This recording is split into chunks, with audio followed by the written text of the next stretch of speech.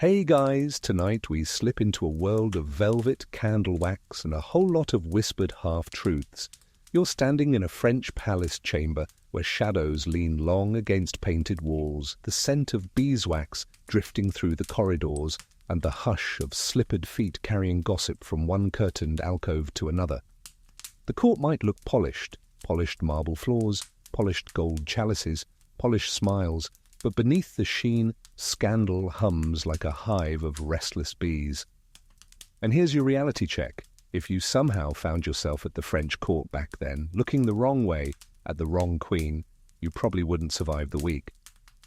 So, before you get comfortable, take a moment to like the video and subscribe, but only if you genuinely enjoy what I do here.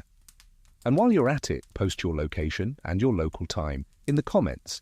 I love seeing where you're tuning in from. Now, dim the lights, maybe turn on a fan for that soft background hum, and let's ease into tonight's journey together. The chamber you walk into feels alive with whispers. You notice how the embroidered hangings don't just insulate against drafts, but also swallow up words not meant for public ears. Queens of France, those high figures draped in velvet and crowned with jewels, were expected to be paragons of virtue, untouchable icons of chastity and obedience. But expectation rarely aligns with reality. Behind closed doors, or more accurately, behind brocade curtains, their lives often strayed into tangled, very human territory. Every queen had a role that went far beyond marrying a king. She was a diplomatic prize, a political pawn, a mother of heirs, and a woman surrounded by men who admired, envied, and occasionally adored her.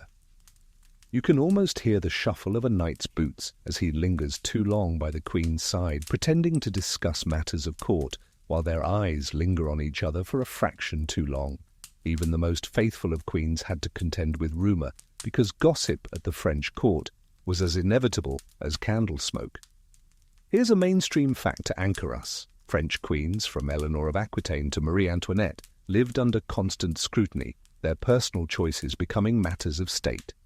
Every gesture, every absence, every late-night candle seen glowing in a private chamber, these details were logged and interpreted by courtiers hungry for advantage. And once tongues started wagging, they rarely stopped. Now for something quirky. Some courts employed what were called bedchamber spies. These were attendants or ladies-in-waiting whose job wasn't officially to report on scandal, but let's just say their talents for observing who entered or left the Queen's rooms at odd hours didn't go unnoticed. Imagine trying to sneak a midnight conversation with someone you trusted, only to have it retold like an episode of a medieval soap opera by breakfast. And scholars still argue whether queens were truly as scandalous as the pamphlets and rumours suggested, or if their reputations were carefully weaponized by rivals, enemies, or even their own husbands when it suited them politically. After all, calling a queen unfaithful wasn't just personal slander, it was political dynamite.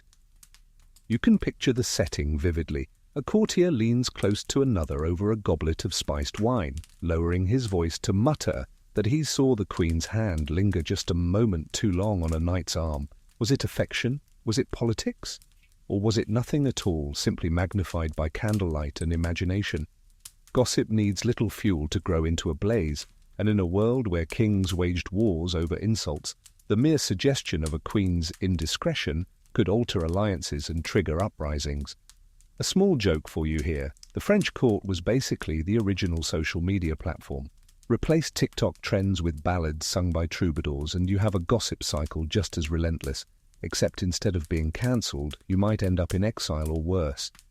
You wander further through this imagined palace, your fingers trailing across cool stone walls as you pass alcoves where whispers grow louder. The queens we're about to follow weren't faceless figures behind portraits. They were flesh and blood, clever, passionate, and often trapped in gilded cages. Their scandals, real or imagined, weren't just juicy footnotes in history. They shaped wars, influenced treaties, and toppled reputations that seemed untouchable. And yet, the human element is what makes it all so strangely relatable. You know that feeling when everyone seems to be watching you, waiting for you to slip up, waiting to retell your story, with a little extra seasoning? Imagine living like that every day, but with a crown pressing down on your head and a kingdom depending on your virtue. No pressure, right? This is where we begin, in the velvet chambers of France, where love affairs flickered between truth and invention, where secrets slipped through silk curtains, and where the queens who seemed untouchable often turned out to be very, very human indeed. You step deeper into the candle-lit maze, and the whispers now have names. One stands out almost immediately, Eleanor of Aquitaine. You might know her as one of the most powerful women of the Middle Ages, a duchess in her own right, twice a queen, and mother to kings who would later define an era. But tonight, you're not here for her political achievements. Tonight, you're here for the scandal, and Eleanor was never short on those. She first married Louis VII of France, and to say it was a mismatch is like saying putting a monk in a tavern might get awkward. Louis was pious, gentle, maybe a little too earnest, and Eleanor, she was fiery, ambitious, and whisper it, a little bored. She thrived in courts filled with troubadours, poets, and bold knights. He preferred prayer and long silences. Imagine them trying to agree on dinner plans. One wants a candlelit feast with music and laughter, the other wants fish and an early night of contemplation. Not exactly a match made in heaven. Soon enough, rumours swirled around Eleanor's closeness to her uncle, Raymond of Poitiers, while on crusade in Antioch. The scene almost paints itself. Eleanor, radiant in silks that caught the desert sun, and Raymond, gallant and persuasive, leaning just a little too close when speaking strategy. Were they lovers? Historians still argue whether her relationship with Raymond crossed into the forbidden, but the whispers of impropriety travelled back across seas faster than crusader ships. And in a time when a queen's honour equalled her husband's authority, those whispers were poison. Here's a mainstream fact. Eleanor and Louis eventually had their marriage annulled, officially because they failed to produce a male heir. Unofficially, let's just say Eleanor's independent spirit and the gossip surrounding her weren't helping matters. Almost immediately afterward, she married Henry Plantagenet, who would soon become Henry II of England. Talk about trading up. She went from being Queen of France to Queen of England within months. And here's the quirky tidbit. Chroniclers wrote with relish about Eleanor's court at Poitiers, where she supposedly encouraged the art of courtly love. Knights pledged loyalty to ladies not just in battle but in verse, music, and symbolic gestures. Imagine a medieval version of speed dating, except instead of awkward small talk, you're required to compose a sonnet about your lady's eyebrows. Whether Eleanor herself participated in this culture of flirtation or simply fostered it as entertainment, the association has kept her reputation alive as a queen of passion as much as power. The French courtiers, of course, weren't amused. Think of them as the judgmental comment section full of men who couldn't resist adding their own spicy exaggerations. They whispered that Eleanor's heart was too easily swayed, that her eyes lingered on knights as often as on kings. Did she really pursue affairs, or did her charisma simply invite endless projection? You already know the refrain. Historians still argue whether Eleanor's reputation for romantic scandal was truth or crafted slander, designed to weaken her political standing. Still, the fact remains, Eleanor was a woman who lived boldly. When she walked into a room, the air shifted. Knights straightened their backs, poets sharpened their quills, and rival queens eyed her warily. Even centuries later, her legend is painted with rumours of passion and rebellion. And it's hard not to laugh at one modern comparison. Eleanor was essentially the celebrity influencer of her age. People speculated endlessly about her personal life. Her brand of courtly love set trends across Europe, and every mistake or rumour became headline material. Well, parchment headline material. Had there been medieval tabloids, she'd have owned every front page. Picture it. You're standing in the echoing nave of a Crusader church in Antioch, the light falling in shafts of gold through narrow windows. Eleanor and Raymond whisper in one corner, their voices low, but their gestures animated.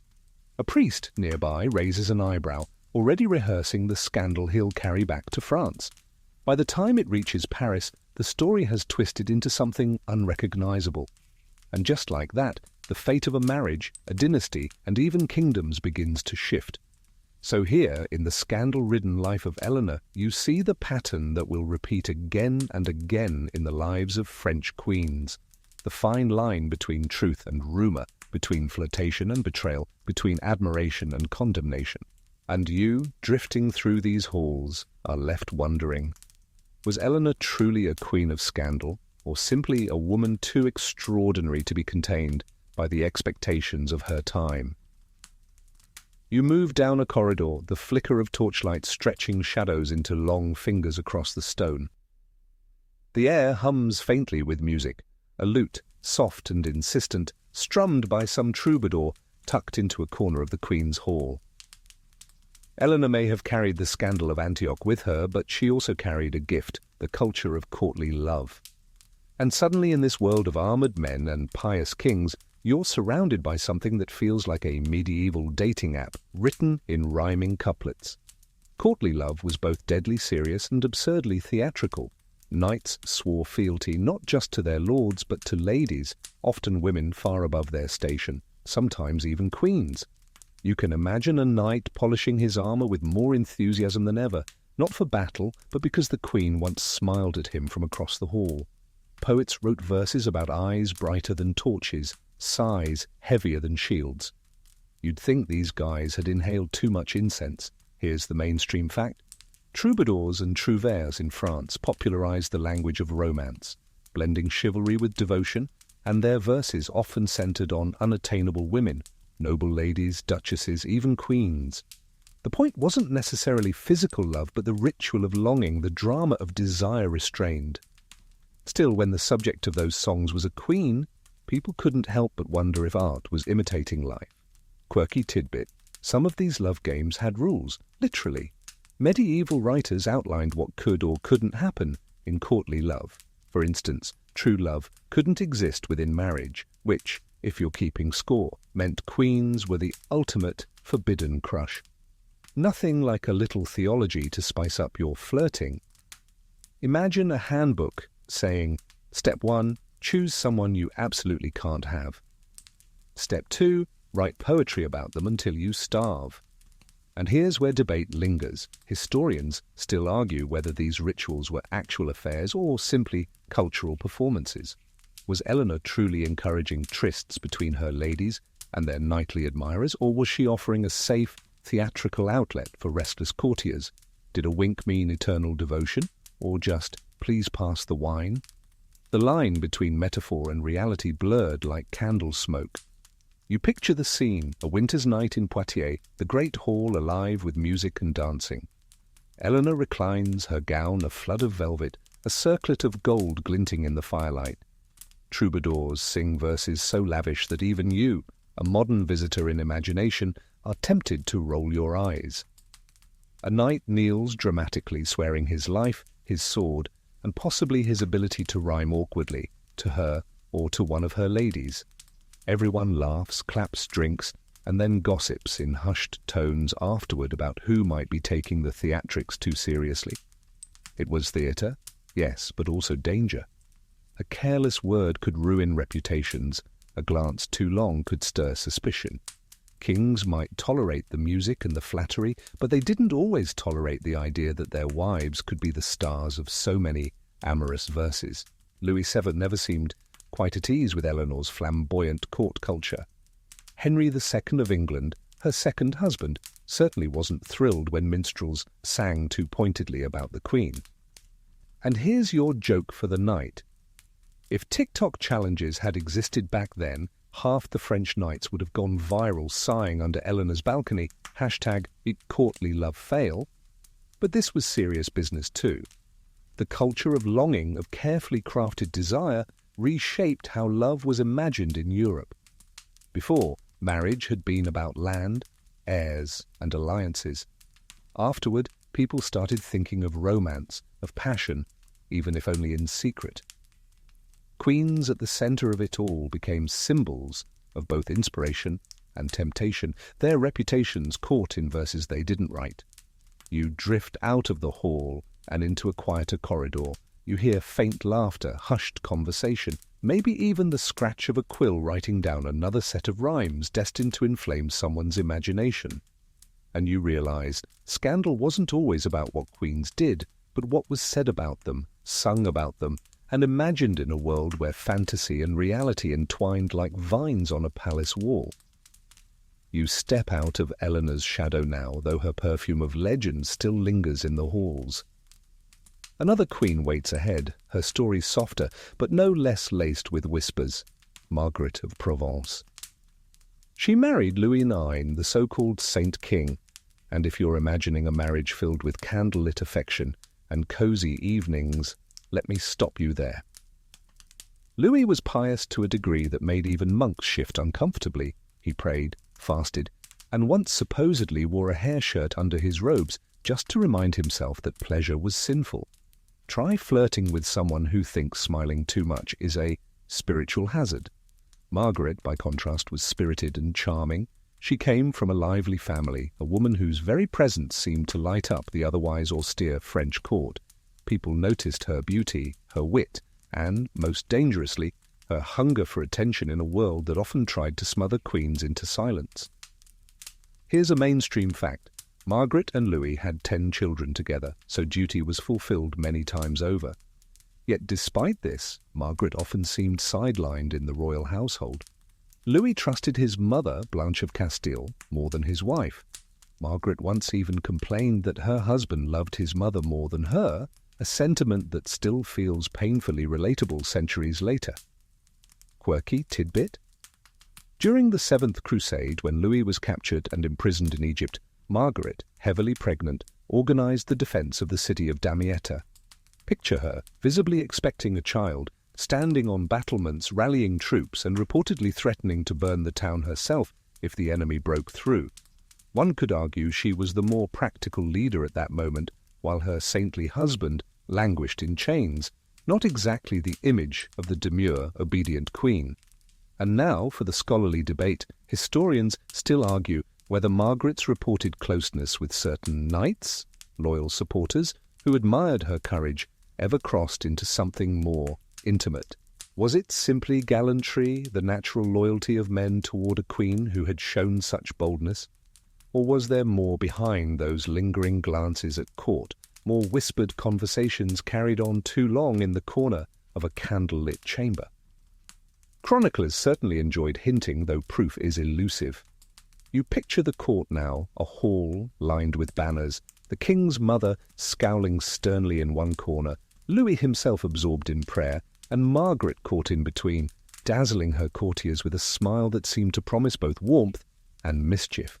A knight kneels before her, not with the tortured poetry of Eleanor's troubadours, but with raw loyalty, swearing to defend her honor.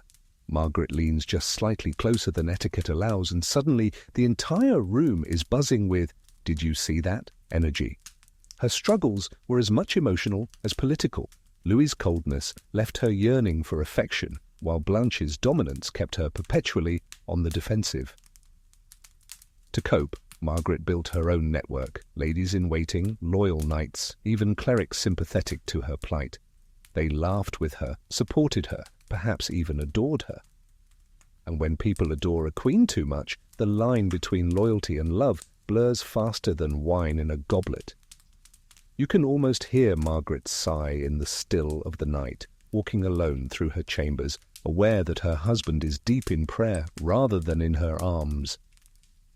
Did she secretly welcome the admiration of knights who saw her not as a saintly icon, but as a flesh-and-blood woman? You're left with the tantalizing ambiguity. And here's your joke. Margaret's life proves that even in the Middle Ages, the classic married-to-the-job problem was alive and well. Except in her case, the job wasn't a corporate career. It was being holier than everyone else. Margaret endured, survived, and even flourished. She became a symbol of resilience and wit, a queen who knew how to command loyalty even when love was withheld. Whether the rumors of her secret affections were true or not, they painted her as someone who refused to fade quietly into the shadow of piety.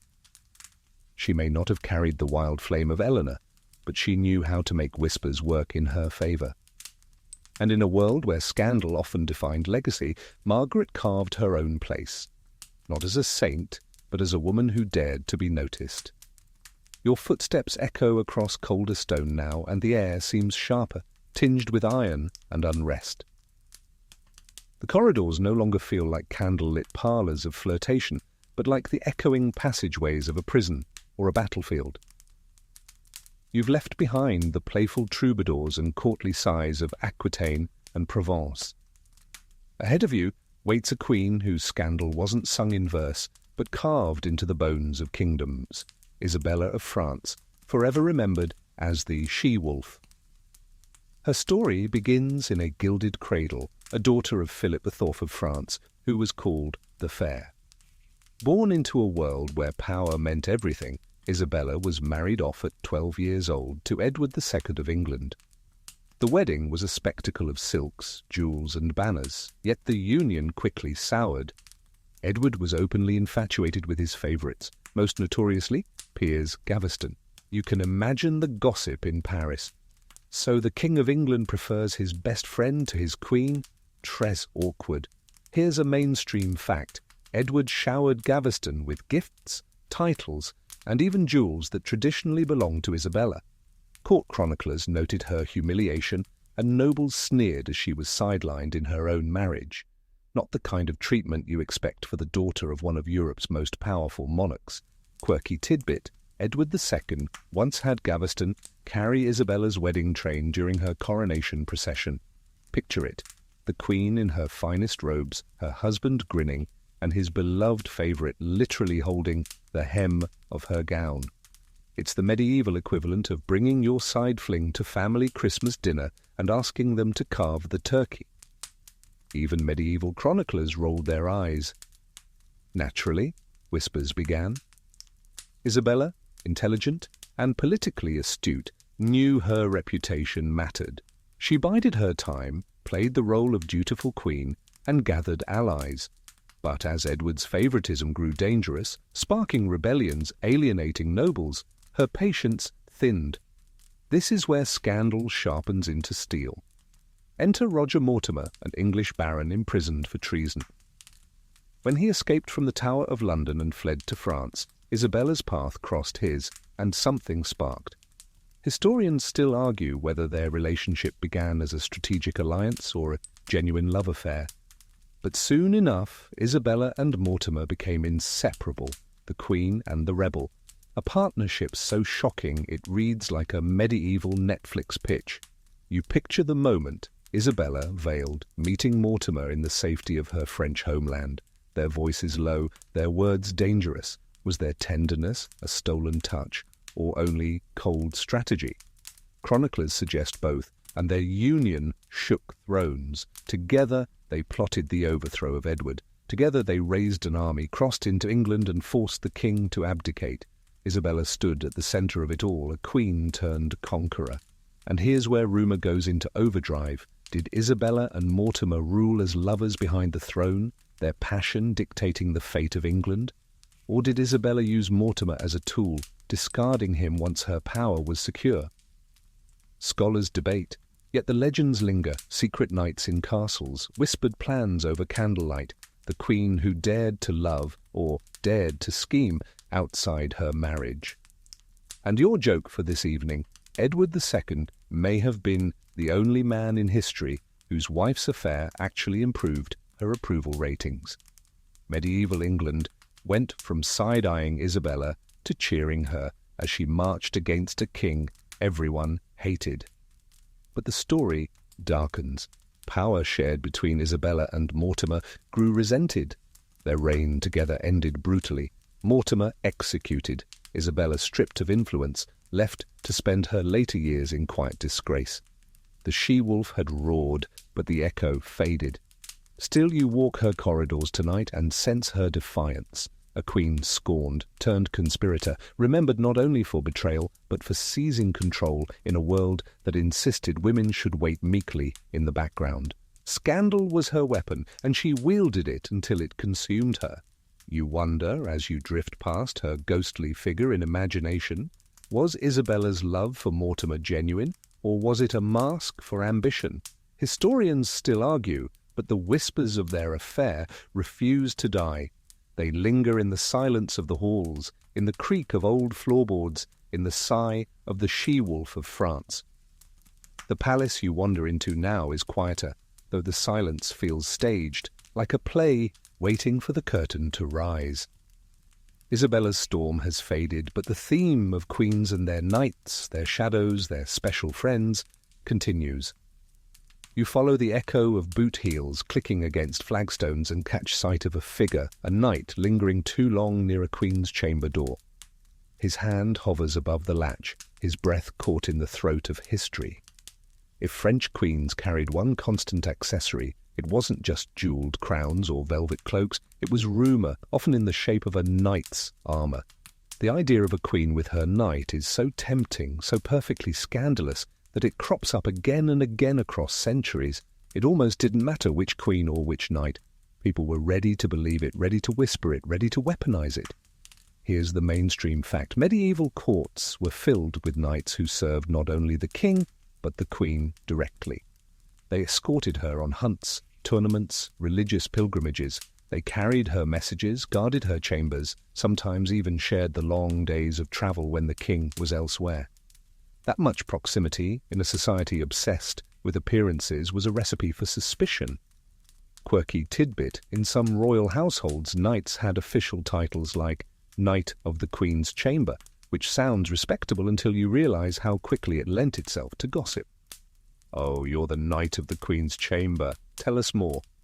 It was like putting close personal friend of the Queen on your LinkedIn page. Everyone assumed there was more behind the job description. And historians still argue whether these relationships were ever consummated or whether they lived mostly in rumour and ballads. Some knights may have simply been loyal companions. Others, well, let's just say, history has a suspiciously large number of mysterious deaths and banishments involving men too close to queens. Picture a banquet, torches throwing restless light across polished goblets, the king distracted in conversation with his counsellors, while a knight leans toward the queen, his voice low, his smile a fraction too personal. The queen laughs, her jewelled hand brushing his sleeve. Across the room, courtiers stiffen, eyes narrowing. By morning, the entire palace is buzzing with scandal, and the knight is suddenly called away on urgent business to the far edge of the kingdom. Coincidence? You decide. One famous example? Anne of Brittany, who married 2 successive French kings, was whispered to have been too fond of her Breton knights. No hard proof, of course, but that never stopped the rumour mill. Another? Mary, Queen of Scots, though technically not a French queen by reign, she spent her youth at the French court, and her closeness with certain attendants became court gossip that followed her all the way to Scotland. And here's your light-hearted joke. If knights had unionized, their main workplace complaint would have been rumours of affairs with employer's spouse, hazard pay needed. But the stories also carried danger. Kings who suspected infidelity often responded with brutal measures. Sometimes knights disappeared into dungeons, sometimes they were executed publicly to make a point. The queen herself might be spared for political reasons, but her reputation could be ruined. One glance, one rumour, one moment of unguarded affection was enough to stain her name for centuries. And yet you can't help but imagine the reality. A queen, lonely in a marriage of convenience, surrounded by men who adored her from a safe distance, finally finding one who dared to step closer. Was it love? Was it rebellion? Or was it simply the projection of everyone else, desperate to believe queens lived as passionately as their people secretly hoped to? You trail through another chamber, the banners heavy in the air above, their colours dulled with centuries. You pause at a carved wooden chair, imagining the queen seated there, a knight kneeling before her, not in battle oath, but in something softer, something unspeakable. The scene could be innocent, or it could be everything. You'll never know for sure. That's the beauty and the curse of these scandals. They survive in whispers, not confessions. And so queens and their knights marched together through history's hazy corridors, part reality, part rumor, always fascinating. The shadow of the armored lover trails every French queen you've met so far, and will trail the ones yet to come. You step into a chamber where the scent of incense lingers heavier than usual, mingling with rosewater and something faintly metallic, like a warning. The velvet curtains here are drawn tighter, the laughter thinner, the whispers sharper. This is the world of Catherine de' Medici, Queen Consort of Henry II of France, Queen Mother to 3 kings, and a woman whose reputation is laced not only with poison bottles and political plots, but with rumours of scandalous intrigues. Catherine came from Florence, carrying with her the weight of the Medici dynasty, a family known for banking, art patronage, and, let's be honest, a suspiciously high number of enemies who dropped dead after dinner. When she married Henry, her role seemed clear: produce heirs, be the decorative queen, and leave the real business to others. But Catherine was no decorative background figure. She learned quickly, she adapted, and she wielded rumour like a weapon sharper than any dagger. Here's a mainstream fact: Henry II had a lifelong mistress, Diane de Poitiers, nearly 20 years older than him. Catherine had to accept that her husband wore Diane's token in tournaments and took her advice in politics. The humiliation was public and relentless. Yet Catherine endured, even befriended Diane in a chilly, calculated way, knowing it was safer to tolerate than to openly fight. Quirky tidbit: Catherine supposedly kept a group of hand-picked ladies-in-waiting known as the Flying Squadron, l'Escadron Volant. These women were chosen not just for beauty but for charm and wit, and rumour had it they were deployed to seduce powerful men at court, gathering secrets to funnel back to Catherine. Imagine the Queen running a spy network of flirty conversations and carefully spilled goblets of wine. It sounds like a Netflix drama, but several chroniclers believed it was very real, and scholars still argue whether Catherine herself participated in or encouraged romantic entanglements to strengthen her position. Was she merely a master of manipulation, or did she too indulge in the very games she orchestrated? Her enemies painted her as a spider in the web of French politics, pulling strings with both poison and passion. Yet hard proof of her own affairs remains elusive, as slippery as candle smoke. You can almost see her court, tapestries depicting mythological lovers, courtiers laughing a bit too loudly as they sip their spiced wine, ladies in shimmering gowns leaning close to men in velvet doublets. In the centre, Catherine sits, her eyes sharp, her smile unreadable. A duke leaves the hall looking flustered. A marquis whispers urgently to his wife, and Catherine only watches, her fingers tapping the arm of her chair. Was it coincidence? Was it orchestration? With Catherine, you never know. And here's your joke for the evening. If you ever thought your workplace was toxic, just be glad your boss didn't keep a squad of professional flirts to test your loyalty. That's a performance review no one's ready for. But the scandal tied to Catherine wasn't only about flirtation, it was about survival. Surrounded by religious wars, ambitious nobles, and even threats to her children's thrones, she used every tool available. If gossip spread that a queen manipulated men with charm and beauty, Catherine leaned into the myth, letting people believe what suited her best. If scandal distracted her enemies, all the better. You drift closer to her now in imagination, the hem of her gown brushing across the marble floor. She whispers something in Italian to a lady-in-waiting who nods and slips away. Moments later, a noble approaches Catherine, pale and stammering, while she smiles faintly, as though already knowing what he's about to confess. That was her genius, making scandal work for her rather than against her. Still, her legacy remains blurred. Was she a poisoner, a manipulator, a queen who used love as a weapon? Or was she simply a woman surviving in a world where power meant playing roles others would condemn her for? Historians still debate, but the whispers of Catherine's flying squadron, her calculated indulgence in rumour, and her cool embrace of scandal ensure she remains unforgettable.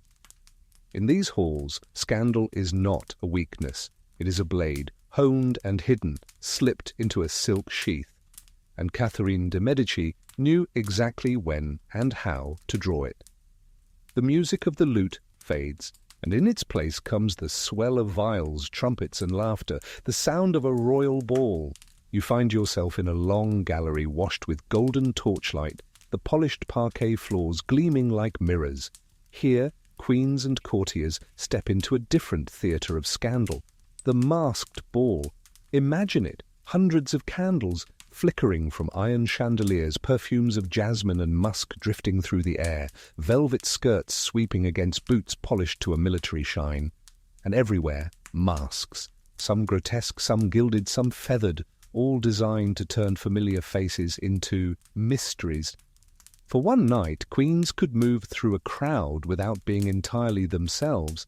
And oh, the trouble that caused. Here's a mainstream fact. French courts of the Renaissance and Baroque periods were famous for elaborate masquerades and ballets de cour.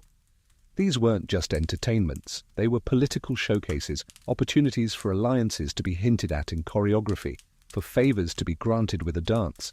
And when queens participated, eyes followed every step, every bow, every touch of a hand. Quirky tidbit, at one masquerade in 1393, hosted by Charles VI of France, several nobles dressed as wild men in flammable costumes made of resin and flax. During the dance, a torch got too close, 4 burned alive on the spot. The scandal? The Queen's presence at the ball was later criticised as frivolous, as if her attendants had personally summoned the flames. It turns out medieval party safety regulations were not top tier, and historians still argue whether masked balls were truly liberating for queens or simply another stage where they were even more closely scrutinised. Did the mask give freedom to flirt, or did it make any gesture appear doubly suspicious? A queen's masked glance across a ballroom could be interpreted as harmless fun, or as a signal to a lover waiting in the shadows. You can see it now. Marie de' Medici glides across the hall in a golden mask shaped like a sunburst, her gown studded with pearls. She pauses at the edge of the dance, her eyes locking briefly with a courtier in a silver mask. The music swells, the crowd spins, and for that moment the queen is not a queen, but simply a woman, hidden yet exposed. By dawn, half the court will swear they saw her whisper something behind her mask, though none can agree on what it was. A joke to lighten the moment. A masked ball at the French court was basically history's version of "Don't text your ex after midnight." The anonymity felt freeing, but the consequences were always waiting the next morning. But for queens, these nights weren't just games. They were chances to bend roles, however briefly. Behind a mask, a queen could accept a dance from someone she shouldn't, laugh too freely, touch a hand too long. Perhaps nothing came of it. Perhaps everything did. The ambiguity itself was enough to fuel gossip for years. You walk through the gallery, past couples moving with practiced grace, the music weaving through the air like smoke. A queen passes close to you, her mask hiding her face, but her perfume clings as she disappears into the spinning crowd. You're left with only the question: who did she smile at? Who did she dance with? Who will be whispered about when the masks come off? In these gilded halls, scandal was not hidden by masks. It was created by them. For in every concealed glance, every disguised step, every queen who dared to play the game of masquerade, a new rumour was born. And those rumours would outlast the ball itself, echoing long after the candles guttered out. The music of the masquerade fades into a quieter rhythm now, like the ticking of a clock edging closer to revolution. You step into a salon lined with mirrors, and suddenly the reflection staring back at you is unmistakable. Marie Antoinette, Queen of France, the woman who became the symbol of extravagance, desire, and ultimately disaster. Her name still conjures scandal like perfume clings to silk. From the moment she arrived in France, a teenage bride sent from Austria to marry Louis XVI, she was under a microscope. Every gesture was noted, every absence whispered about, every dress scrutinized. Imagine being 19 and having your outfit choices debated in pamphlets across Paris. Even worse, you couldn't exactly say mind your business, because the entire kingdom thought your body and behavior were very much their business. Here's the mainstream fact: Marie Antoinette's marriage to Louis XVI was notoriously unconsummated for the first 7 years. 7. Historians still debate why. Some say Louis suffered from a medical condition. Others argue he was simply awkward and uninterested. Whatever the reason, those years left a vacuum that gossip happily filled. If the king wasn't with his queen, then who was? Cue rumours of affairs, of lovers sneaking through the gilded corridors of Versailles. Quirky tidbit: the queen adored a private retreat on the palace grounds known as the Petit Trianon, a small chateau where she could escape court formalities. She filled it with friends, musicians, and simpler amusements. But to her enemies it became proof she was hiding scandal. Satirical pamphlets, called libelles, depicted her indulging in affairs there, sometimes with women, sometimes with courtiers, sometimes with practically anyone who crossed the threshold. None of it was substantiated, but once a rumour starts printing in mass pamphlets, good luck stopping it. And here's where the debate rages. Did Marie actually take lovers, or was she simply guilty of wanting a bit of fun and freedom in a suffocating court? Historians still argue whether her closeness to Count Axel von Fersen, a Swedish nobleman, crossed into romance. Some point to letters written in invisible ink between them, full of tenderness. Others claim they were exaggerated inventions to slander her. What is certain is that the mere suggestion was enough to fuel the revolutionary fire. You can picture her here, in her mirrored salon, dressed not in her towering court gowns but in a flowing muslin dress, laughing with her inner circle. Perhaps she leans too close to a confidant. Perhaps her hand brushes against someone's sleeve. Nothing may have happened, but the reflections in the mirrors multiply the moment, and in the eyes of her critics even a laugh was damning evidence. A little joke for you. If Versailles had had paparazzi, Marie would have been on the cover of every scandal rag every week. Queen spotted smiling at Count again. Is the kingdom in peril? But for all the slander, what shines through is her humanity. She was young, she was lonely, and she was trapped in a marriage that left her craving companionship. Was she reckless? Certainly. Did she deserve the tidal wave of scandal? Almost certainly not. Yet her image, vain, indulgent, adulterous, became the weapon that toppled a monarchy. As you drift through her mirrored world, the reflections blur, hundreds of Marie Antoinettes looking back at you, each one carrying a different rumour. Was she a flirt, a traitor, a lover, a scapegoat? The truth flickers like candlelight, impossible to pin down. But one thing is sure, her reputation was less about what she did and more about what France wanted to believe she did. And when the guillotine fell, the echoes of those scandals didn't die with her. They linger still, shimmering in the mirrors of Versailles.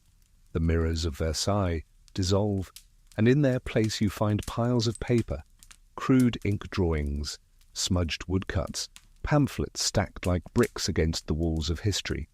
The air here is thick, not with perfume, but with ink and gossip, sharp as vinegar. This is where queens lived and died, not in palaces, but in pamphlets, in the poison pens of enemies who weaponized rumour into fact.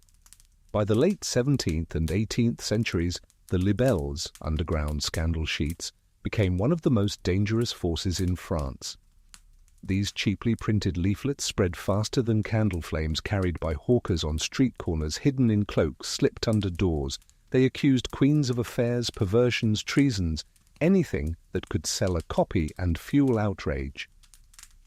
Here's the mainstream fact. Marie Antoinette was one of the primary victims of these pamphlets. She was painted not as a queen, but as a nymphomaniac, a traitor to France, and an extravagant monster. The infamous affair of the diamond necklace in 1785, where she was falsely implicated in a scheme to defraud jewelers, was amplified by pamphlets until nearly everyone believed she had ordered a necklace worth millions while her people starved. The truth didn't matter. The libelles had written her guilt into the collective imagination. Quirky tidbit: some pamphlets accused queens of such absurdities that they read like bad fan fiction. One claimed Antoinette maintained secret rooms where she entertained lovers of every gender and nationality, including, bizarrely, her own son. Another painted her as part of a secret cabal of aristocrats who worshipped luxury and debauchery.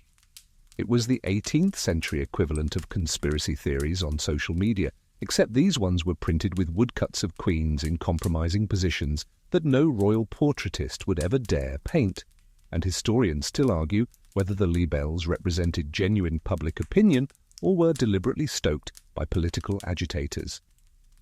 Did ordinary Parisians truly believe their queen was sneaking around with Swedish counts and spending fortunes on diamonds? Or were they swept up in propaganda carefully designed to turn admiration into hatred? The line is blurred, but the outcome was undeniable. By the time revolution arrived, the Queen's reputation was so stained that no defence could save her. You picture it now, a dim Parisian tavern, the air smoky and loud.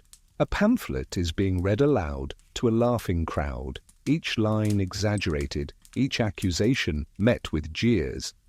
The Queen isn't there, of course, but her paper effigy is being torn apart in real time. Meanwhile, in Versailles, she walks through gilded halls, unaware of just how completely her image has been hijacked. Here's a little joke for you. Pamphleteers were basically the world's first clickbait writers. You won't believe what the Queen did with her gardener. Number 5 will shock you. The only difference is, instead of annoying pop-ups, the consequences here were political revolutions. But it wasn't only Antoinette. Queens before her, like Anne of Austria, Catherine de' Medici and Marie de' Medici, were also slandered in pamphlets, accused of adultery with cardinals, artists or courtiers. The libelles became a tradition of scandal-mongering, a way for enemies to undermine royal authority by targeting its most visible symbol, the Queen.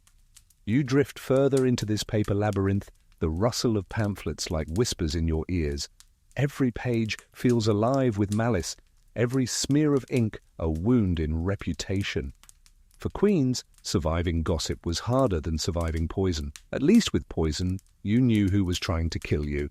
With pamphlets, the assassin was everywhere, in every hand that passed a sheet across a marketplace. And so, the scandal of French queens wasn't only about what they did, it was about what was written about them. Truth became irrelevant, rumour became immortal, and ink proved more dangerous than steel. You leave behind the stacks of libelles, their ink-stained malice still smudging your imagination, and step into a quieter gallery. The walls here are hung with portraits, velvety reds, luminous blues, gold threadwork shimmering in candlelight. One pair of eyes seems to follow you with particular intensity. Anne of Austria.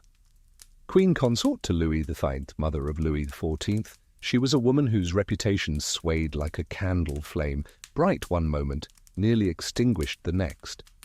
Anne's story was one of longing and suspicion. Married young to Louis XV, their union was famously cold. Louis was distant, cautious, even standoffish, while Anne, Spanish-born, lively, and intelligent, found herself stranded in a French court that never truly welcomed her. That sort of isolation is fertile soil for gossip, and the courtiers of Paris had a gift for invention. Here's a mainstream fact. During her early years as queen, Anne endured years of childlessness. In a dynasty desperate for heirs, this absence wasn't just personal disappointment, it was political crisis. Whispers began immediately. Was she barren? Was Louis uninterested? Or, more tantalizing, was Anne seeking comfort in the arms of someone else? Quirky tidbit. Anne's fondness for the theatre and her patronage of ballet de cour gave enemies more ammunition. She adored dancing, often performing in elaborate costumes that hinted at mythological goddesses or romantic heroines. Imagine the scandalized whispers. The Queen dressed as Diana the Huntress. Did you see how she smiled when the Duke bowed to her? What was harmless entertainment became proof, at least in the fertile imagination of gossipers, of secret affections. And historians still argue most intensely over her relationship with Cardinal Mazarin, the Italian minister who rose to prominence after the death of Louis XIII. Their closeness was undeniable. Letters survive filled with warmth and intimacy, though whether it was romantic or simply affectionate partnership is debated. Some chroniclers swore she was his lover, perhaps even secretly married to him. Others insist the connection was purely political, a queen mother clinging to the only ally strong enough to help her guide a child king. You picture it now. Anne in her private apartments, cloaked in Spanish lace, confiding in Mazarin by the light of a single candle, their voices low, their words mixing French and Italian.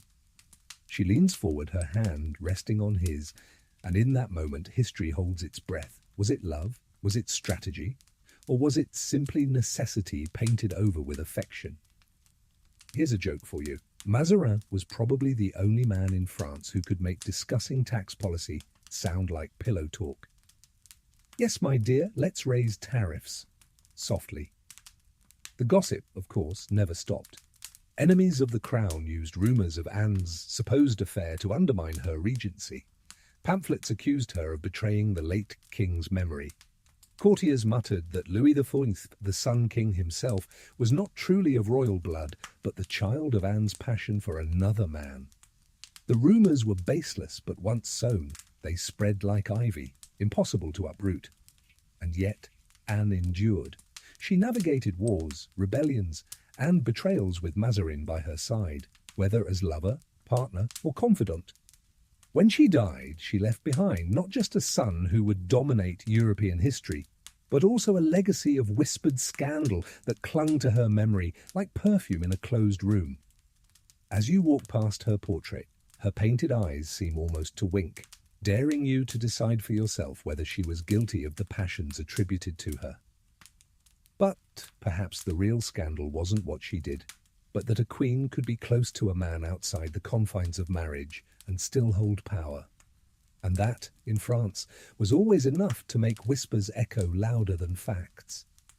You step into a different sort of chamber now, quieter, more intimate. The heavy grandeur of council halls and throne rooms falls away, replaced by the soft murmur of fountains and the rustle of leaves in the evening breeze. Here lies a queen's escape, the secret gardens of the French court. Versailles was the ultimate showcase, of course, with its sweeping parterres and gilded fountains. But beyond the grand vistas, tucked away in leafy corners, were smaller, hidden gardens designed for privacy. These spaces were not just for roses and marble statues, they were for whispers. For queens, they were sanctuaries where the eyes of courtiers, spies, and chroniclers could not easily intrude. Here's a mainstream fact. The gardens of French palaces were deliberately designed with secluded groves and bosquets, enclosed green rooms where one could slip away unseen. At Versailles alone, dozens of these intimate spaces existed, each reached by twisting paths or narrow-hedged corridors. They were perfect for a stolen moment, a secret conversation, or, at least in the imagination of scandalmongers, a forbidden kiss. Quirky, tidbit. Marie Antoinette had her own private hamlet built at Versailles, the Hameau de la Reine, complete with cottages, a dairy, and gardens, where she played at being a shepherdess.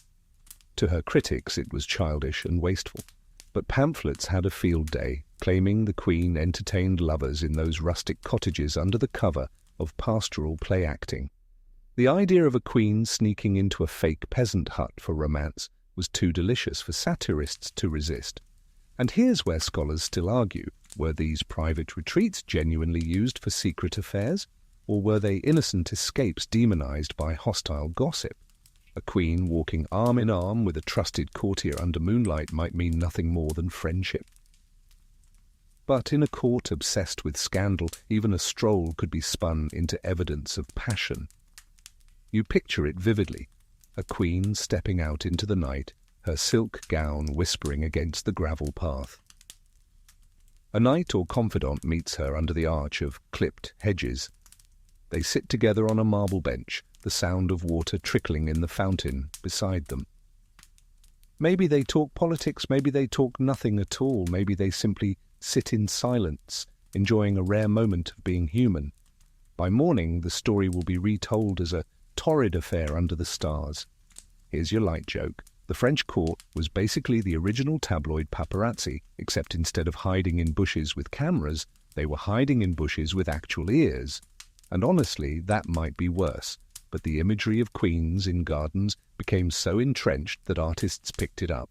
Paintings and tapestries often showed queens as Venus-like figures in lush landscapes, surrounded by flowers and admirers. The allegory was clear: nature, beauty, and desire all entwined. To viewers, it didn't matter whether the queen herself had done anything scandalous. The art itself suggested the possibility, and so you wander through these imagined groves, hearing the crunch of gravel underfoot, the distant sound of laughter from the main palace fading into the night. You pause under a trellis heavy with roses, half expecting to see a queen slip out from the shadows, her hand resting briefly on the arm of someone who isn't her king. Maybe she lingers, maybe she hurries away. Either way, the story will be told and retold for centuries. The gardens, after all, never kept secrets, they only grew them. The hush of the gardens fades into something sharper, louder, the clang of steel and the roar of a crowd. You're no longer strolling among roses, you're standing at the edge of a courtyard where two men circle each other with drawn swords, their eyes blazing with something far hotter than political rivalry. They fight not for land or title, but for whispers, for the honour, or the supposed dishonour, of a queen. Duels were as much theatre as they were combat, and in France, many of them ignited because someone's tongue moved faster than their caution. A rumour that a queen favoured one courtier too much or smiled too warmly at a knight was enough to spark a chain reaction. One man might boast he had her attention, another might deny it loudly to prove himself her true protector. Before long, swords were drawn and reputations, and sometimes lives, were lost in the heat of scandal. Here's a mainstream fact. During the 16th and 17th centuries, dueling in France became so widespread that kings repeatedly outlawed it. Henry IV, Louis III, and Louis XIV all issued bans. Yet nobles kept fighting anyway, often invoking the defence of a lady's honour as justification. The most dangerous words a man could say were not "I challenge you," but "I heard a rumour about the Queen." Quirky tidbit: some duels were fought over nothing more than a smile. Chroniclers record cases where courtiers clashed because one believed a queen had nodded to him during a dance, while another insisted it was meant for him. Imagine risking your life because someone thought the queen's side-eye was flirtation.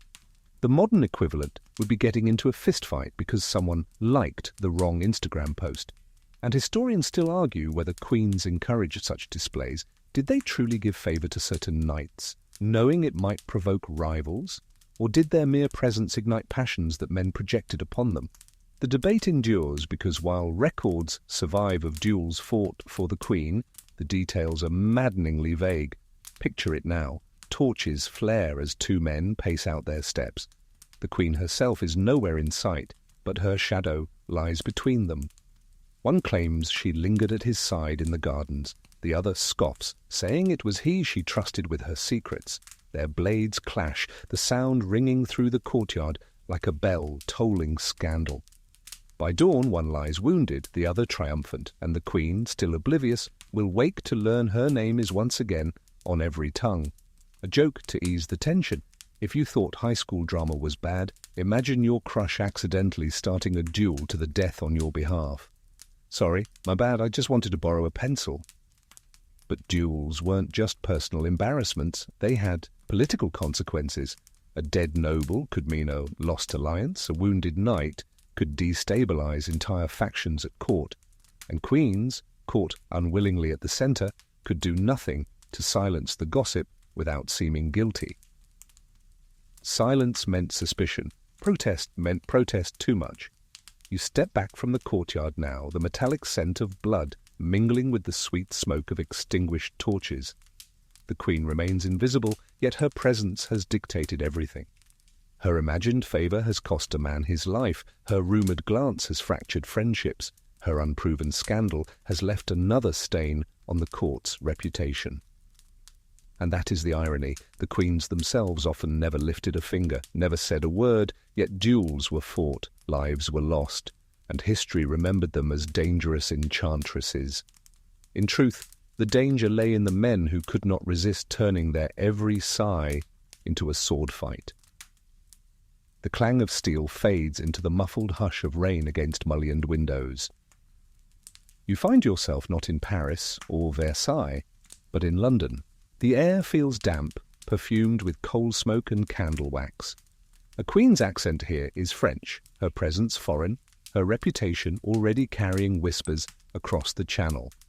This is Henrietta Maria, daughter of Henry IV of France, who married Charles I of England in 1625. Her story shows how scandal travelled as easily as people. She was young, Catholic, and unmistakably French, a trio of qualities guaranteed to make Protestant England suspicious. Courtiers muttered that she would sway the king's loyalties, corrupt his morals, and worst of all, charm him away from the English nobility. And in truth, Henrietta Maria did charm Charles. Their marriage, while politically fraught, was personally affectionate, even loving. But that didn't stop rumours from curling around her name, like smoke.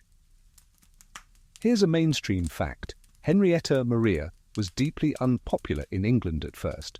Parliament distrusted her Catholic household, her French advisers, and her influence on Charles. During the English Civil War, pamphlets and ballads accused her of meddling in politics and encouraging tyranny. Some even claimed she smuggled arms and money to the king's cause.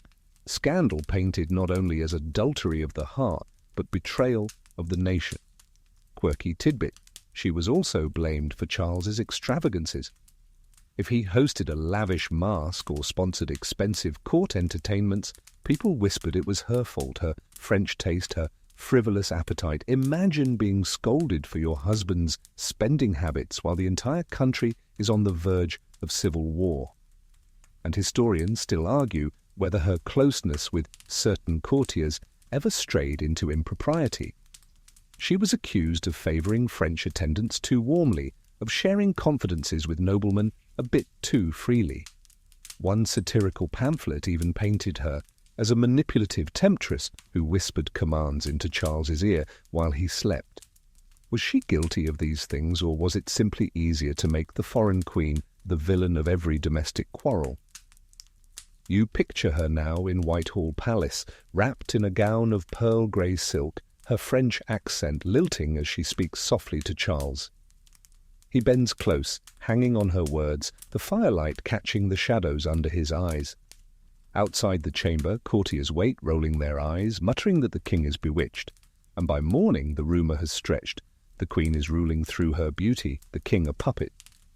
A light joke for you, if Charles had posted a photo of Henrietta Maria on Instagram with a gushy caption, Parliament would have declared it treason. My queen forever, followed by impeachment. But behind the satire and slander, Henrietta Maria's story carried a darker edge.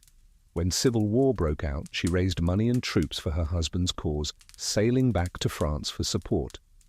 To her enemies, this was the ultimate scandal. A queen who not only meddled in politics, but who did so in alliance with foreign powers. She became a symbol of everything they feared: foreign, Catholic, seductive, and dangerous. You linger in the damp corridors, hearing the distant echo of Parliament's fury, the scrape of pamphlets being printed in hidden presses, the muttered curses of soldiers preparing for battle. Henrietta Maria herself fades into exile, her reputation torn apart in England but still burnished in France, where she remained a princess of Bourbon blood. Her life shows you how scandal didn't respect borders. A queen could carry it like perfume, subtle but unmistakable, spreading wherever she went. And in the end, the whispers about Henrietta Maria were less about her than about what she represented. The eternal suspicion that a foreign-born queen might love her husband too much, or in the wrong way, or at the expense of the kingdom itself. The damp English air clears, and you step back into a gallery drenched in gold. The walls shimmer with canvases taller than you, portraits where queens gaze down with calm, unreadable eyes. But look closer. Those canvases are riddled with secrets. For in art, as in rumour, queens were rarely just painted as themselves. They were wrapped in allegory, cloaked in myth, adorned with symbols that whispered about their supposed passions. Here's the mainstream fact: Renaissance and Baroque portraiture often disguised political messages in allegory. Queens were painted as Venus, Juno, or Diana, goddesses associated with beauty, marriage, or chastity. But allegory cuts both ways. When you dress a queen as Venus, goddess of love, you can't be surprised when people murmur that her real-life affections are as bold as her mythological counterpart. Quirky tidbit: Marie de' Medici commissioned an entire gallery of paintings from Peter Paul Rubens, known today as the Marie de' Medici cycle. The canvases glorify her life in sweeping mythological scenes, but critics at the time whispered that the imagery was too sensual, too indulgent. In one painting, she appears as the embodiment of triumph, surrounded by nymphs and gods. Admirers saw majesty, detractors muttered about vanity and lust. Basically, imagine commissioning a series of Instagram thirst traps but insisting they're for the nation's honor. And historians still argue whether such allegories reflected reality or fueled it. Did artists paint queens as Venus because they were truly scandalous, or because patrons and painters enjoyed nudging the edge of propriety? The line blurs when propaganda, flattery, and rumor all swirl together on the canvas. Picture it: a vast hall in the Luxembourg Palace, Rubens' canvases glowing in torchlight. Courtiers file in, their eyes darting between the painted nymphs and the real queen standing proudly beneath them. Someone whispers, "She had the painter include her lover as Mars, you know." Another laughs, insisting it's nonsense. By the time they leave, the whisper has hardened into certainty. Art has become scandal, whether the brush ever meant it to or not. A little joke for you. The French court probably invented the phrase "it's just art." If anyone questioned a painting's suggestive symbolism, they could wave it off. No, she's not in the arms of a lover, she's in the arms of allegory. But art could also shield. Some portraits emphasized chastity, painting queens as Diana the Huntress or the Virgin Mary, symbols meant to ward off rumors. Of course, the irony was that the very need to defend their purity with brushstrokes only highlighted how fragile their reputations were. As you move down the gallery, you see queens transformed again and again, goddesses, saints, temptresses, paragons. Each image both elevated and trapped them. Each brushstroke whispered of what they might be, not necessarily what they were. And in those shimmering layers of paint, you realize that queens never truly controlled their image. Whether through art, rumor, or scandal, their identities were always refracted, reframed, retold, until even they might struggle to recognize themselves. The paintings fade as you step away, but their after-image lingers. Queens of France did not just live in palaces, they lived in allegories painted into myths they never chose, forever caught between Venus and virtue. The painted allegories dim, and in their place you hear the scratch of quills. The gallery gives way to a smaller chamber, a study cluttered with ink pots, sealing wax, and rolls of parchment tied with silk cords. This is the world of love letters, those fragile scraps of paper that could topple reputations faster than armies. A queen's words, once committed to parchment, became both treasure and threat. Written in code, in invisible ink, or in flowery prose, these letters were passed hand to hand, hidden in sleeves or tucked into books. Each one carried risk. Unlike a painting, which could be explained away as allegory, a letter was intimate, immediate, and incriminating. If discovered, it could ruin a queen's name beyond recovery. Here's the mainstream fact: letters attributed to Marie Antoinette and Count Axel von Fersen still survive, some written in a cipher and even redacted with black ink by later archivists. Modern technology has revealed affectionate phrases beneath the censorship. Whether those words prove a full-fledged love affair or merely a deep friendship remains debated, but the very existence of such correspondence fuels the legend of a queen undone by her own pen. Quirky tidbit: invisible ink wasn't just a spy novel invention. Early modern courts used lemon juice, milk, and even mixtures of alum and vinegar to conceal secret writing. A queen could write a seemingly innocent note about dinner arrangements, and only when heated by candlelight would the hidden message emerge: a tryst planned, a warning shared, a passion confessed. Imagine the panic if the wrong pair of hands warmed that paper. And historians still argue whether some of the most scandalous letters were genuine or forgeries.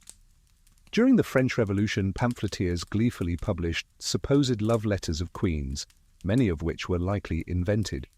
Did Marie de Medici really sign her letters to a courtier with hearts? Did Anne of Austria confess passion to Mazarin on paper, or were enemies forging documents to stoke outrage? The line between authenticity and fabrication remains as hazy as candle smoke.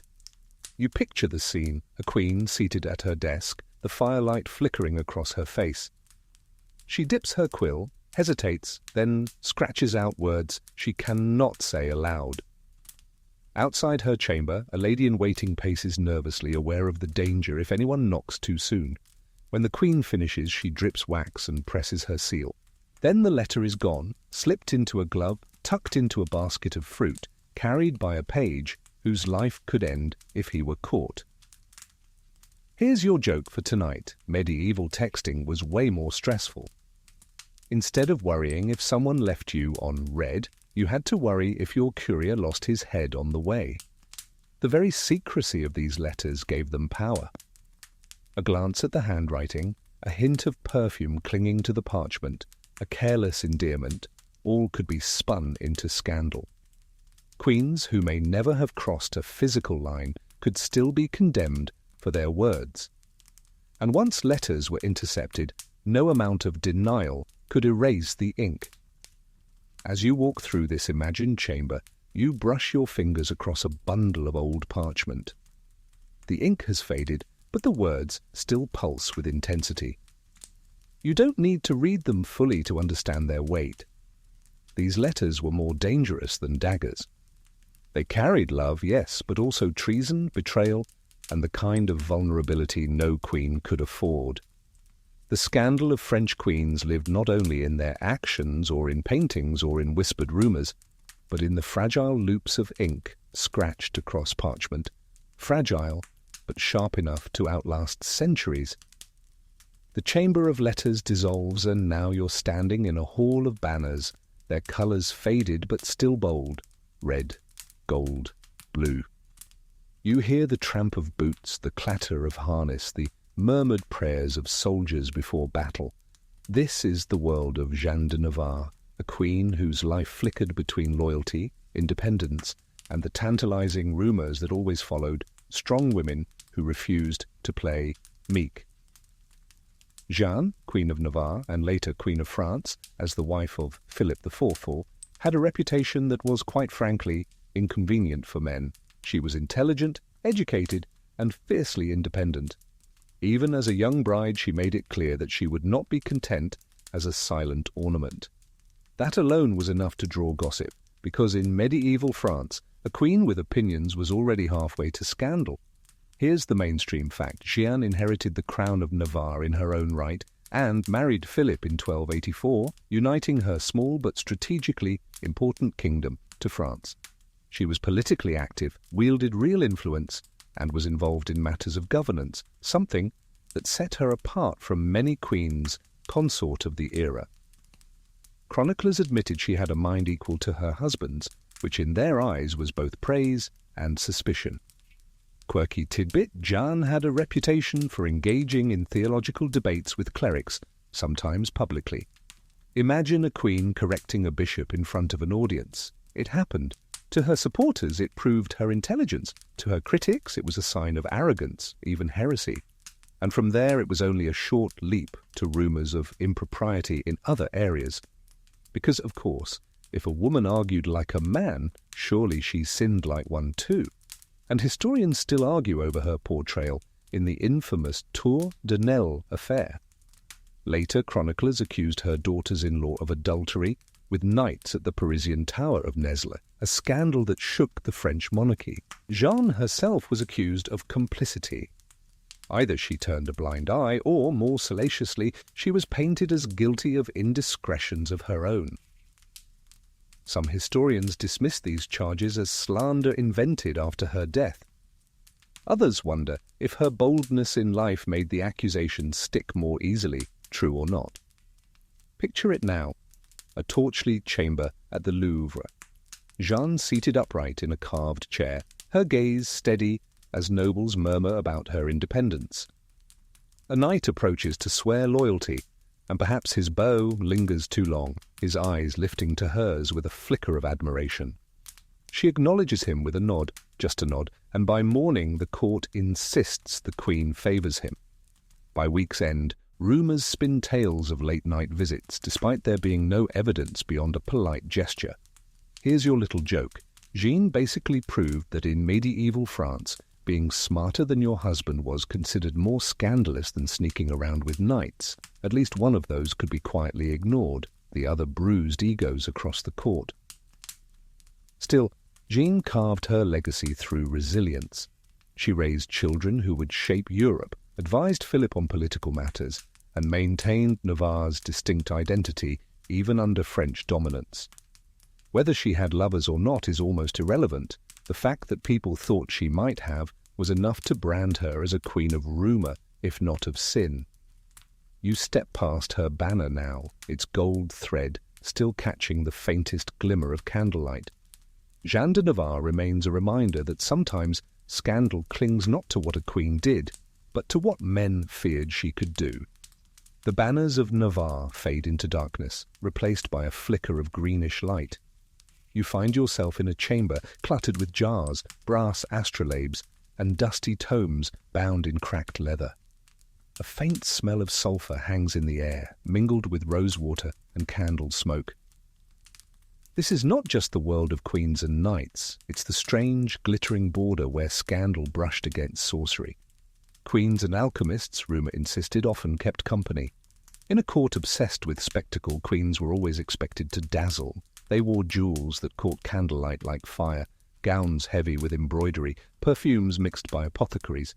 But when whispers began that they also dabbled in alchemy or turned to magicians for love potions, fascination turned to scandal. The idea was irresistible, queens mixing passion and forbidden knowledge, love affairs fueled by powders, charms and stars. Here's the mainstream fact. Catherine de' Medici was long associated with astrologers and alchemists. She employed Nostradamus himself for predictions and kept a cabinet of rare herbs, stones and elixirs. While much of this was tied to political superstition, enemies whispered it was also tied to her supposed indulgences in passion, potions to inflame love, spells to bind loyalty. Whether she truly used them or not, the association was enough to stain her reputation with shadow. Quirky tidbit. Love potions in the 16th century often involved ingredients that sound more like bad dares than magic. Powdered toad, crocodile dung, even ground-up gemstones were said to stir affection. Imagine a queen slipping a knight a goblet of wine laced with powdered emerald. At best, it's romantic. At worst, it's a very expensive stomachache, and historians still argue whether queens truly believed in such practices or whether these stories were inventions designed to explain their influence. Was Catherine powerful because she schemed brilliantly, or because she supposedly bewitched men with alchemy? Was Anne of Austria respected by Mazarin because of politics, or because she was rumoured to consult astrologers for guidance? The line between rational politics and whispered sorcery was paper-thin in the French imagination. You picture it now, a queen seated at a small desk, the only light a single candle. An alchemist leans close, his fingers stained with ink and ash, as he shows her a vial filled with shimmering liquid. She lifts it, watching the way the flame bends through the glass. Outside the door, a servant waits, already preparing to tell the court that the queen is making magic. By morning, the story will twist into she brewed a potion for her lover. Here's your light joke. In a way, queens experimenting with alchemy were the original DIY YouTubers, except instead of 5-minute crafts, it was 5-minute ways to ruin your reputation forever. The truth, of course, is probably far less dramatic. Alchemists were courted across Europe not for love charms, but for their supposed ability to predict the future or transmute metals. Queens, always vulnerable to fate, often sought their guidance. But to a public eager for scandal, an astrological consultation looked suspiciously like a lover's tryst, and a vial of herbs could just as easily be a potion of passion. You wander deeper into this imagined chamber, past shelves heavy with alembics and manuscripts. You can almost hear the scratch of a quill writing horoscopes, the crackle of a brazier, the hushed tones of a queen asking a question she dares not speak aloud. Was she asking about war, about heirs, or about love? History refuses to answer, leaving only the rumor that queens and alchemists shared more than just secrets of the stars. And so scandal grew, not only from flesh and passion, but from the suggestion that queens dabbled in worlds they weren't supposed to. Worlds of hidden knowledge, forbidden experiments, and whispers in the dark. The scent of sulphur fades, and the air grows heavy with incense and oil paint. You're walking into a hall filled not with knights or alchemists, but with courtiers and artists, canvases leaning half-finished against the walls, marble busts staring blankly into the distance. This is the world of Marie de Medici, stepdaughter of Catherine's legend, and a queen whose court became one of the noisiest rumour factories in French history. Marie married Henry IV to France, a man already famous for juggling mistresses as casually as most people juggle goblets of wine. When Henry was assassinated in 1610, Marie suddenly found herself as regent for her young son Louis XIII. Overnight, she became the most powerful woman in France, and nothing paints a target on a queen quite like power, especially when that queen already carried the Medici reputation for extravagance, cunning, and scandal. Here's the mainstream fact. Marie's court became notorious for favoritism. She raised men like Concino Concini and his wife Leonora Galigai to dizzying heights of influence. Nobles grumbled that these outsiders held more sway than ancient aristocrats. The natural conclusion. Rumors swirled that Marie's reliance on such figures came from more than politics. Whispers suggested Leonora was her lover, Concini her puppet, or worse, her master. Pamphlets eagerly embroidered these tales, painting the widowed queen as either a seductress or a victim of enchantment. Quirky tidbit, Marie de Medici adored art and commissioned that famous Rubens cycle glorifying her life. But critics snidely pointed out that she placed paintings of herself surrounded by gods and nymphs in pride of place. Imagine throwing a dinner party and insisting your guests eat beneath a 20-foot canvas of you as the goddess of triumph. Subtlety was not her strong suit, and subtlety is often the best defense against gossip. And historians still argue whether Marie's rumoured romances with courtiers and artists were inventions or truth. Some suggest she grew emotionally close to her favourites, perhaps too close for the court's comfort. Others insist her political dependence was purely pragmatic. She needed allies in a hostile nobility that distrusted her from the start. Still, the rumours became reality in the minds of her subjects, who saw her not as a widow regent, but as a woman ruled by passion. You can almost see it, the queen seated in her Luxembourg palace, surrounded by painters sketching allegories, courtiers whispering at her side, musicians plucking soft chords. A young noble leans toward her, reading her expression with nervous devotion. She smiles faintly, perhaps kindly, perhaps flirtatiously. Outside the hall, the story mutates. She favors him, she visits him in secret. By dawn, Paris believes she has a lover. Here's your joke for tonight. Marie de Medici was basically the first person in history to get roasted for posting too many selfies, except instead of Instagram, it was 40 monumental canvases by Rubens. But beyond the gossip, her court really was a hotbed of tension. Her son, Louis XIII, grew restless under her regency, and nobles blamed her supposed affairs for every unpopular decision. Eventually, Louis ordered Concini's assassination, and Marie herself was exiled. The image of a queen who had once been painted as a goddess was reduced to that of a scandalous widow, whispered about in convent halls and country estates. You step back from the hall of paintings, the candlelight glimmering across gilded frames. The faces of gods and queens blur together, their smiles unreadable. Marie de Medici's legacy proves how quickly power, art and rumour can tangle into a scandal that refuses to fade. Was she truly a lover of courtiers and artists, or only a lover of grandeur? History may never decide, The gilded gallery of Rubens' paintings fades behind you, and now you're in a dim corridor, narrower, quieter. A single taper burns low in an iron sconce, and the air is alive with anticipation, the kind that comes when secrets move faster than footsteps. This is the world of secret correspondence, where queens risked everything by letting their hearts and schemes travel on scraps of parchment. Letters were dangerous enough, as you've seen, but sometimes even paper wasn't enough. Sometimes a queen had to rely on human couriers, men or women trusted to slip through guarded doors and cross dangerous roads. These messengers carried folded words like sparks in dry tinder. One slip, one betrayal, and a kingdom could be set ablaze. Here's the mainstream fact. During the wars of religion in France, queens like Catherine de' Medici and Marguerite de Valois, better known as Queen Margot, were infamous for their correspondence. Marguerite especially was accused of sending love letters and even gifts to her supposed lovers, some intercepted and gleefully displayed by her enemies. Whether those letters were truly hers or forged to discredit her, they became ammunition in the war of reputations. Quirky tidbit. Messengers sometimes disguised letters inside food or clothing. One tale describes correspondence hidden in hollowed-out loaves of bread. Another had words stitched with silk thread into the hems of gowns. Imagine being the seamstress accidentally ironing a love confession into the queen's skirt.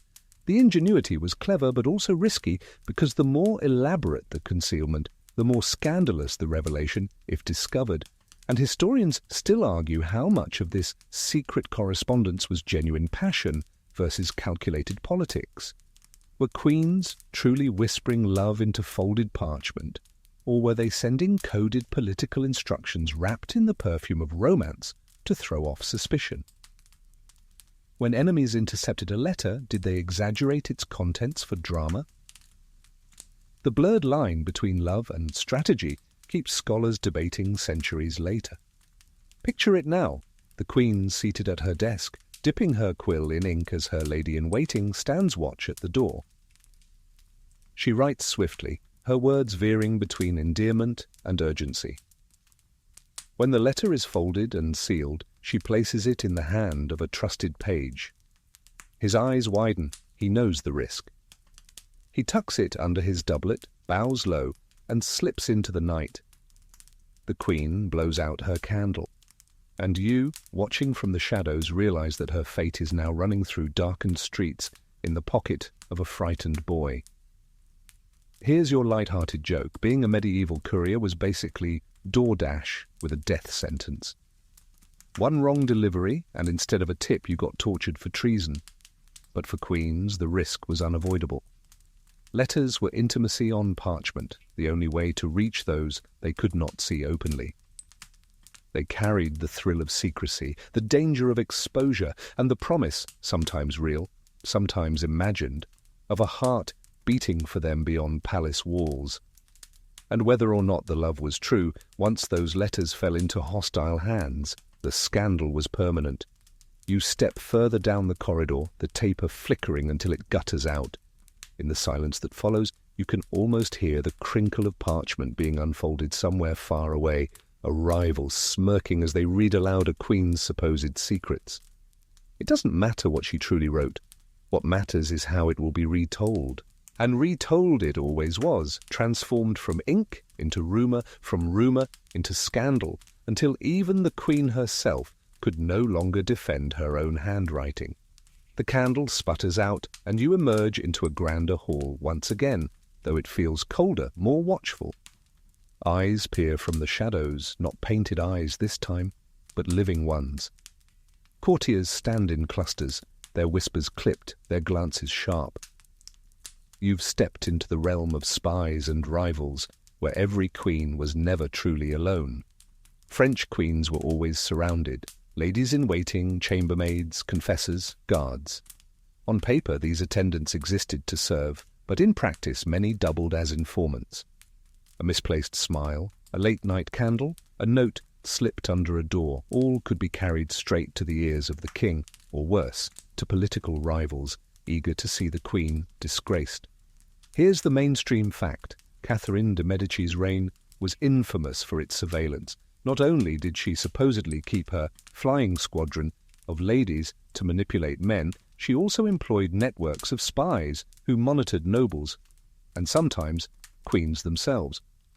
One Venetian ambassador in the 16th century even commented that, in France, no word escapes the ear of someone eager to profit by it. Quirky tidbit: queens weren't just spied upon, they spied back. Marie Antoinette was known to plant her own attendants among rival courtiers to report back on who spread the worst gossip.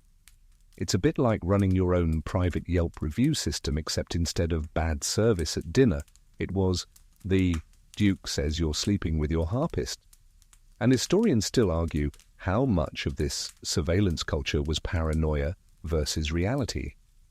Were queens genuinely engaged in webs of secret lovers, or did jealous rivals invent the stories and then feed them back through networks of spies until they felt true?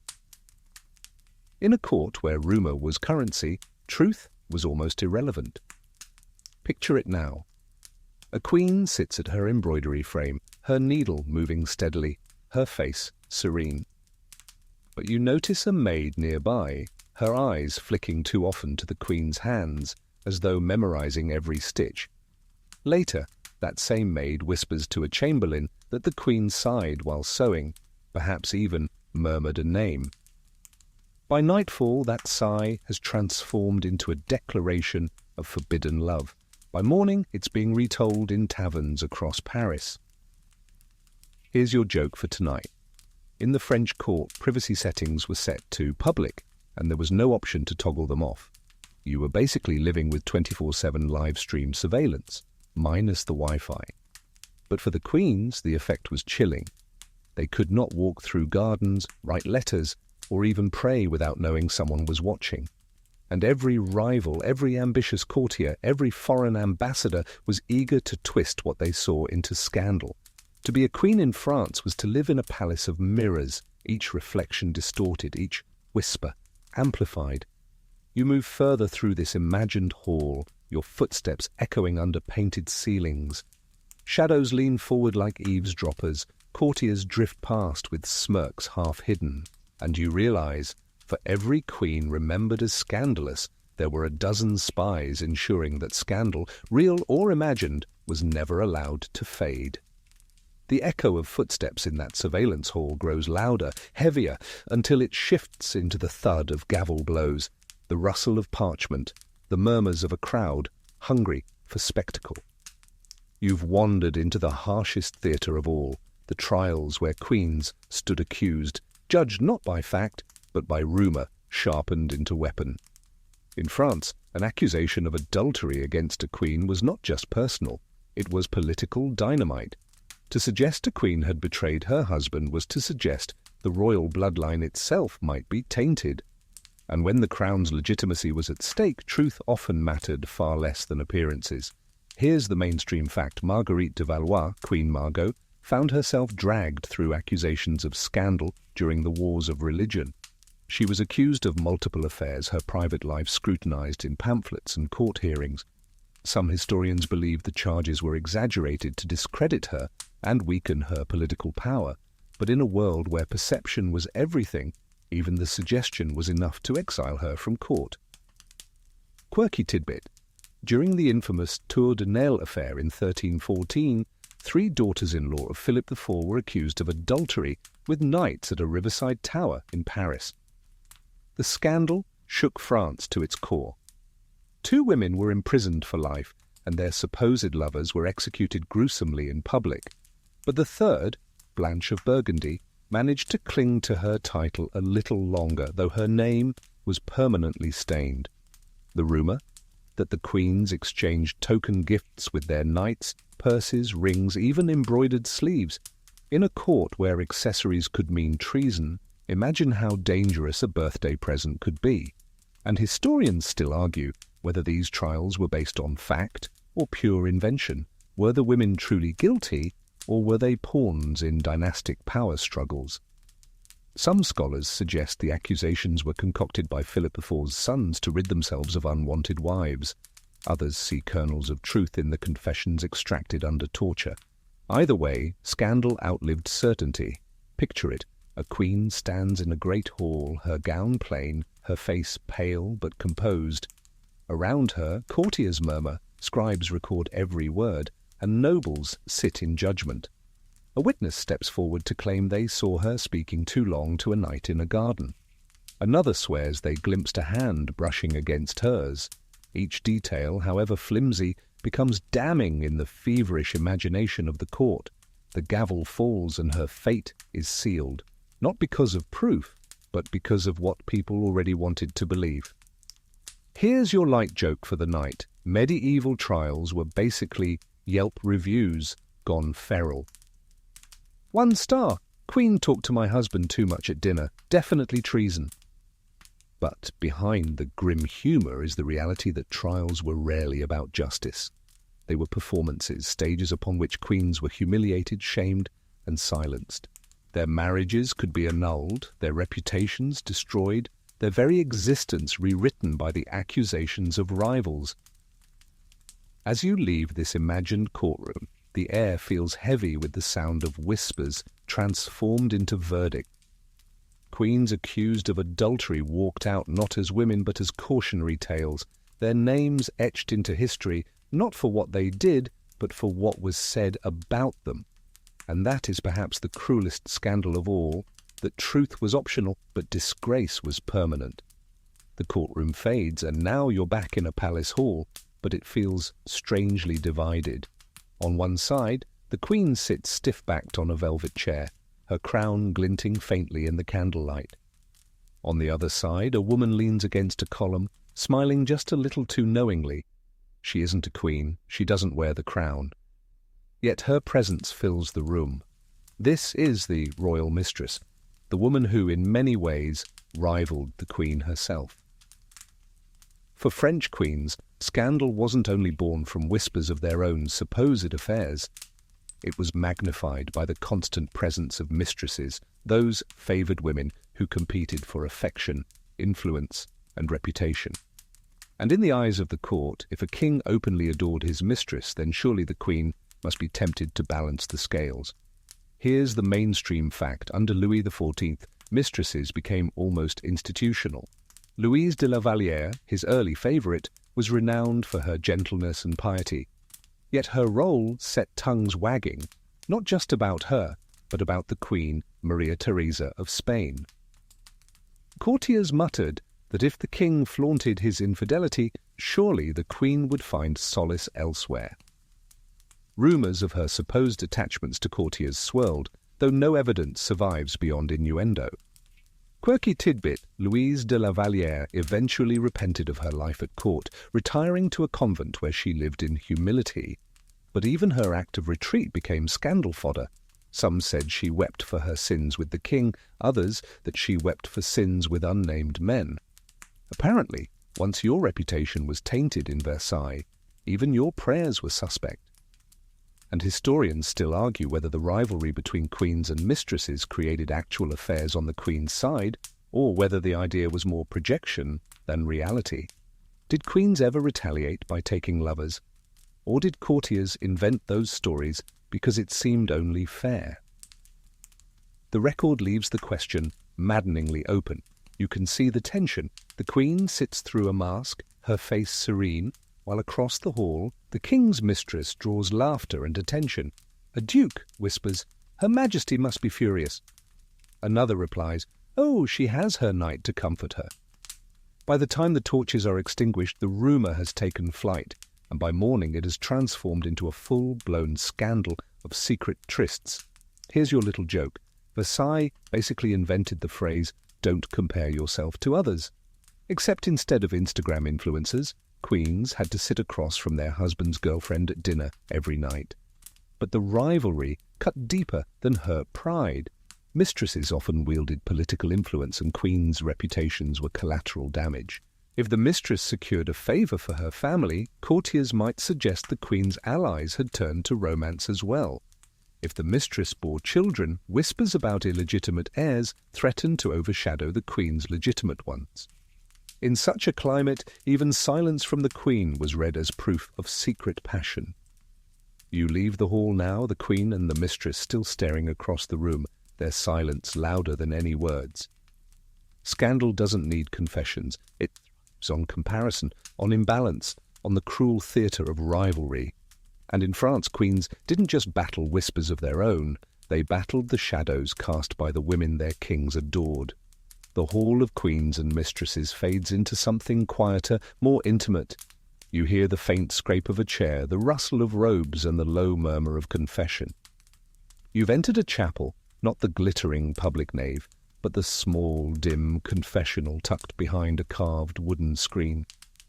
Here, queens came not to dance or to argue, but to whisper secrets to men sworn to silence. Confessors were supposed to absolve sins, not spread them. But in the French court, even the sacred box of confession could become a conduit for scandal. If a queen admitted too much or even hinted at something improper, rumour might seep through the lattice like smoke through cracks. And if her confessor happened to be politically ambitious, well, let's just say not every priest could resist turning whispered sins into whispered leverage. Here's the mainstream fact: the spiritual life of queens was closely monitored. Their confessors were often royal appointees, men chosen not only for piety but for political reliability. Catherine de' Medici, for example, carefully selected confessors for her children and herself, ensuring loyalty as much as sanctity. Yet this very closeness also fed suspicion. Was the priest simply her guide, or something more? Quirky tidbit. Some queens were rumoured to confess with suspicious frequency. Marie Antoinette was mocked for her closeness with certain clerics who, critics said, spent more time listening to her sins than serving the parish. One pamphlet even joked that her confessor had to keep extra ink to write down everything she supposedly admitted. Imagine turning the sacrament of penance into a running gag. It was cruel, but undeniably popular gossip.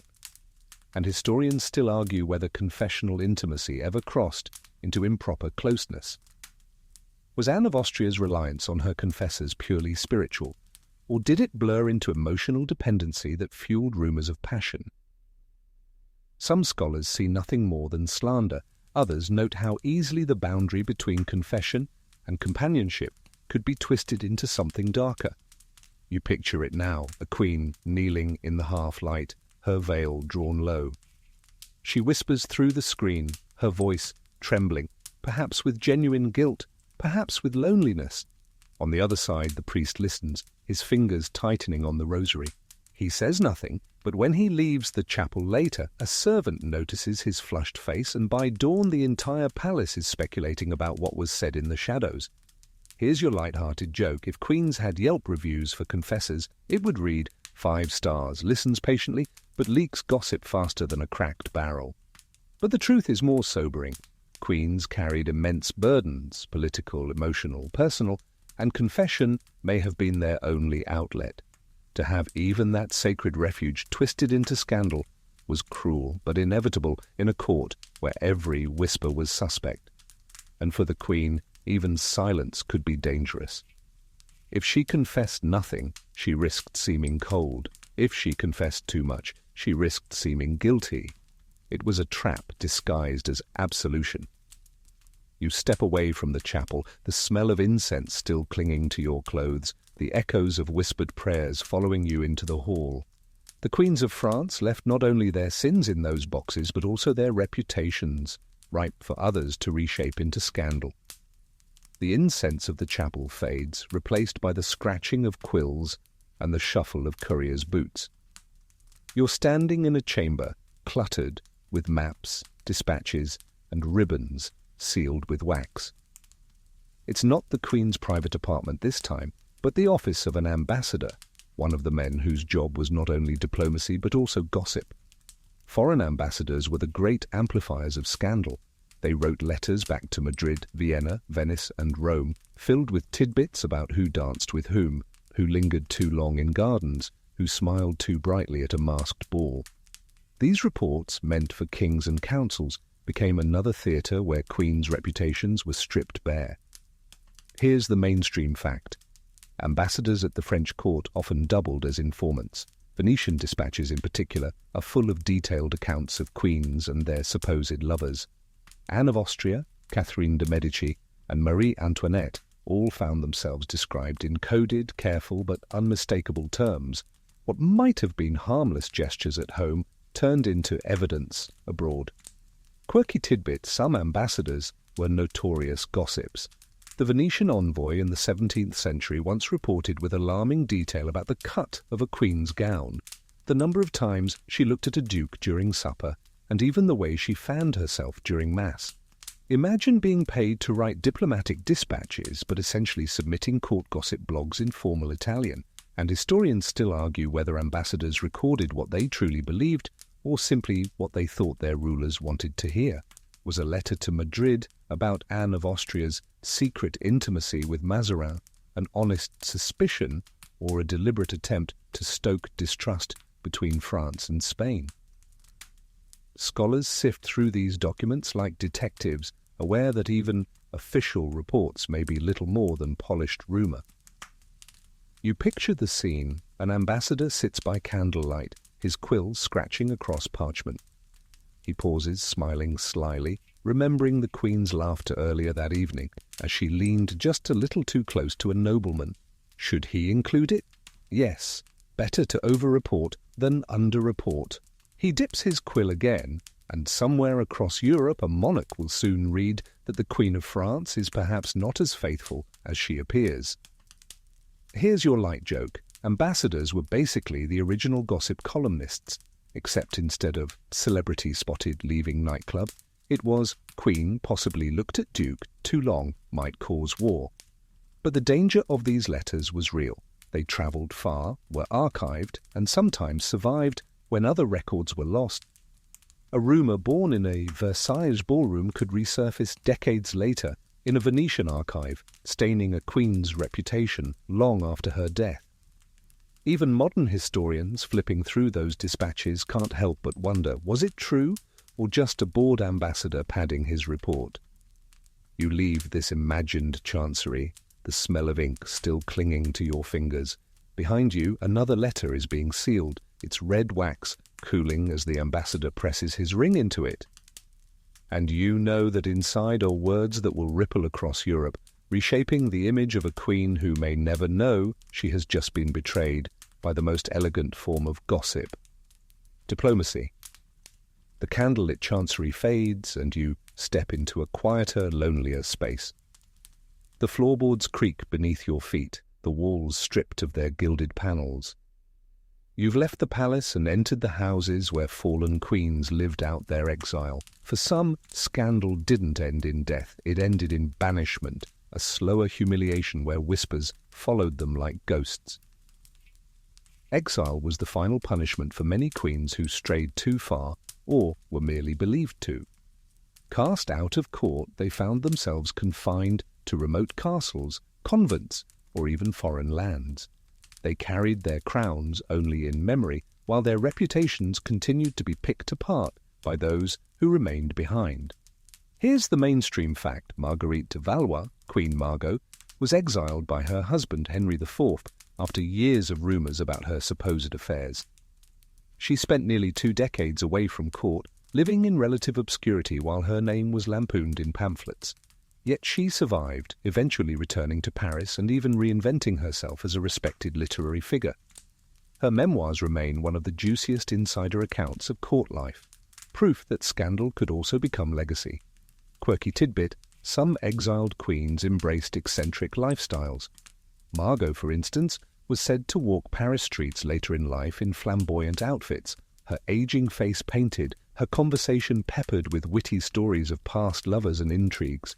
People mocked her as scandalous, but they also adored her for refusing to vanish quietly. Imagine a queen turned neighbourhood legend, spinning tales that made listeners blush and laugh in equal measure. And historians still argue whether exile meant actual guilt or convenient disposal. Was Marguerite truly unfaithful, or was her exile politically expedient for Henry IV, who wanted to remarry? Was Anne of Austria genuinely too close to Mazarin, or were her enemies trying to weaken the regency by sending her into seclusion? Exile blurred truth. It was punishment enough to make people assume guilt, even when none was proven. Picture it: a lonely chateau in the French countryside. The the Queen walking its corridors with only a few attendants left. She leans at a window, staring across fields that stretch endlessly. Behind her, servants whisper about why she was sent here. Some swear it was an affair with a knight, others that she meddled too much in politics. None of them know the truth, but the truth hardly matters. To the world, her exile is proof enough. Here's your joke to lighten the gloom. Exile was basically the medieval version of being cancelled. The only difference was you couldn't start a podcast to win people back. You just got to wander your gardens and hope someone missed you. Yet, exile had its strange freedoms. Away from the suffocating etiquette of court, some queens found a new kind of independence. They wrote, they corresponded, they shaped their own legends. Marguerite de Valois may have been mocked, but her voice survived, turning her scandal into literature. You step through the empty halls, your footsteps echoing louder than hers ever did. These were places where queens lived out the rest of their days, branded by scandal yet strangely freed by it too. Exile silenced them at court, but it could not silence the stories that grew around them, stories still alive centuries later. The echo of empty corridors gives way to the roar of a crowd. You're no longer in a secluded chateau, but standing in a public square, pressed among thousands of voices rising in judgment. This is the theatre where scandal reached its cruelest form. Public shame. Queens, once draped in velvet and pearls, could find themselves paraded before their people, not in triumph, but in humiliation. Public punishment for royalty was rare, but rumour often dragged queens into the marketplace of mockery. Satirical processions, crude woodcuts, and even staged parades turned private whispers into public condemnation. A queen accused of infidelity became not just a personal failure, but a symbol of corruption in the monarchy itself. Here's the mainstream fact. During the French Revolution, Marie Antoinette was subjected to one of the most infamous public trials in history. She was accused not only of adultery with numerous supposed lovers, but also of unspeakable crimes invented by pamphleteers. The spectacle was designed not to prove guilt, but to confirm it for the crowd. Her walk to the guillotine was less an execution than a grotesque parade of shame, the culmination of years of gossip turned lethal. Quirky tidbit, long before Antoinette, queens faced theatrical ridicule in subtler ways. Masquerade balls sometimes staged satirical performances, where a veiled actress would parody a queen, usually exaggerating rumours of her supposed lovers. Everyone laughed, everyone pretended it was harmless, but everyone also left with the image reinforced. It was like the late-night comedy monologue of its day, except instead of jokes about politicians, the target was the Queen's chastity. And historians still argue how much these public humiliations reflected genuine anger versus carefully orchestrated propaganda. Did the Parisian mob truly believe every libel about Marie Antoinette's private life, or were they swept up by leaders who knew scandal was more effective than truth? Was the laughter at satirical masks spontaneous mockery, or a carefully permitted release of tension at court? Picture it now. A cart rattles down cobbled streets, the Queen inside pale but steady. The crowd jeers, shouting slurs, holding crude drawings aloft. Some accuse her of betraying the king with foreign lovers, others chant about her supposed secret indulgences at Versailles. She doesn't respond, doesn't bow her head, her silence both defiance and despair.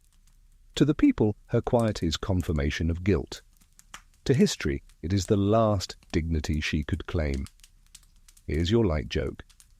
If Twitter had existed during the Revolution, Marie Antoinette would have been trending for years straight, and not for baking tips.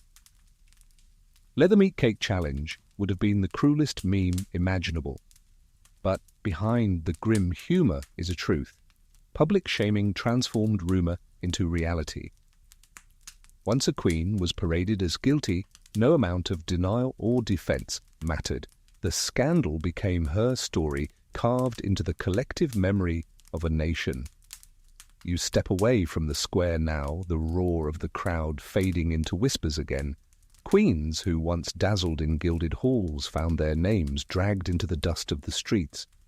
And their greatest crime, more often than not, was not what they did, but what people believed they had done. The roar of the crowd dwindles into silence, leaving you in a long gallery of memory. Portraits line the walls again, but this time they are faded, cracked, their colours muted. Here is where rumour hardens into legend, where the scandalous affairs of queens are retold, reshaped, and sometimes completely reinvented until they no longer belong to the women who lived them, but to the myths that outlived them.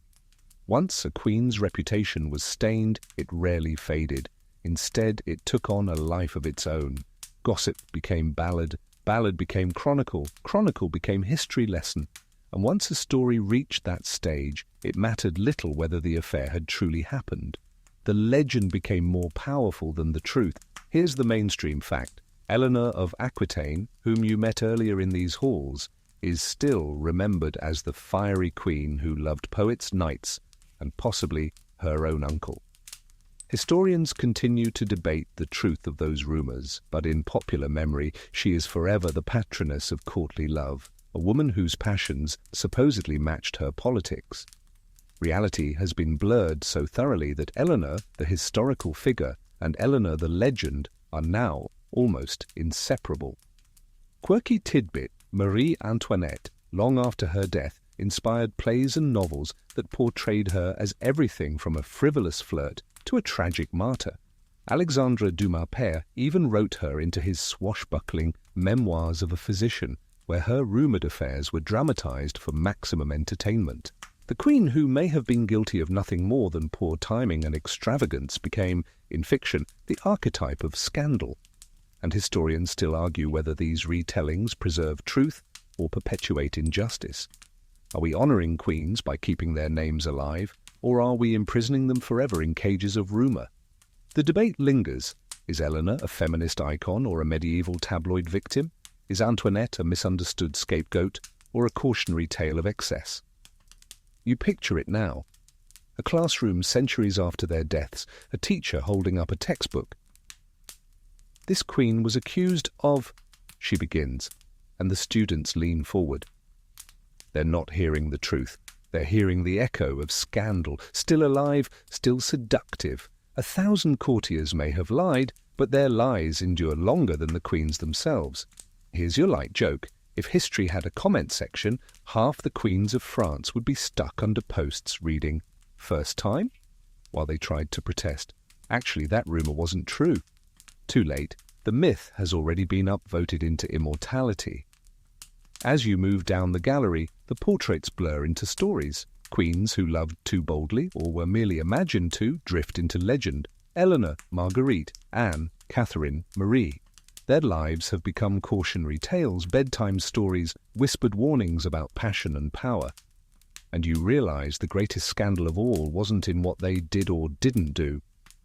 It was in the way history insisted on remembering them, not as rulers, mothers, or politicians, but as women defined by whispers that refused to die.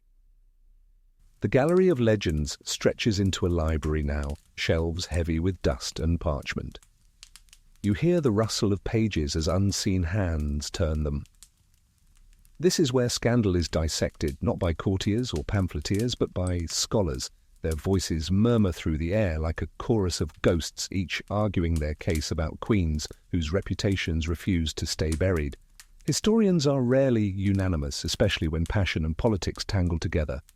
For every chronicler who swore Eleanor of Aquitaine loved her uncle, another dismissed it as propaganda.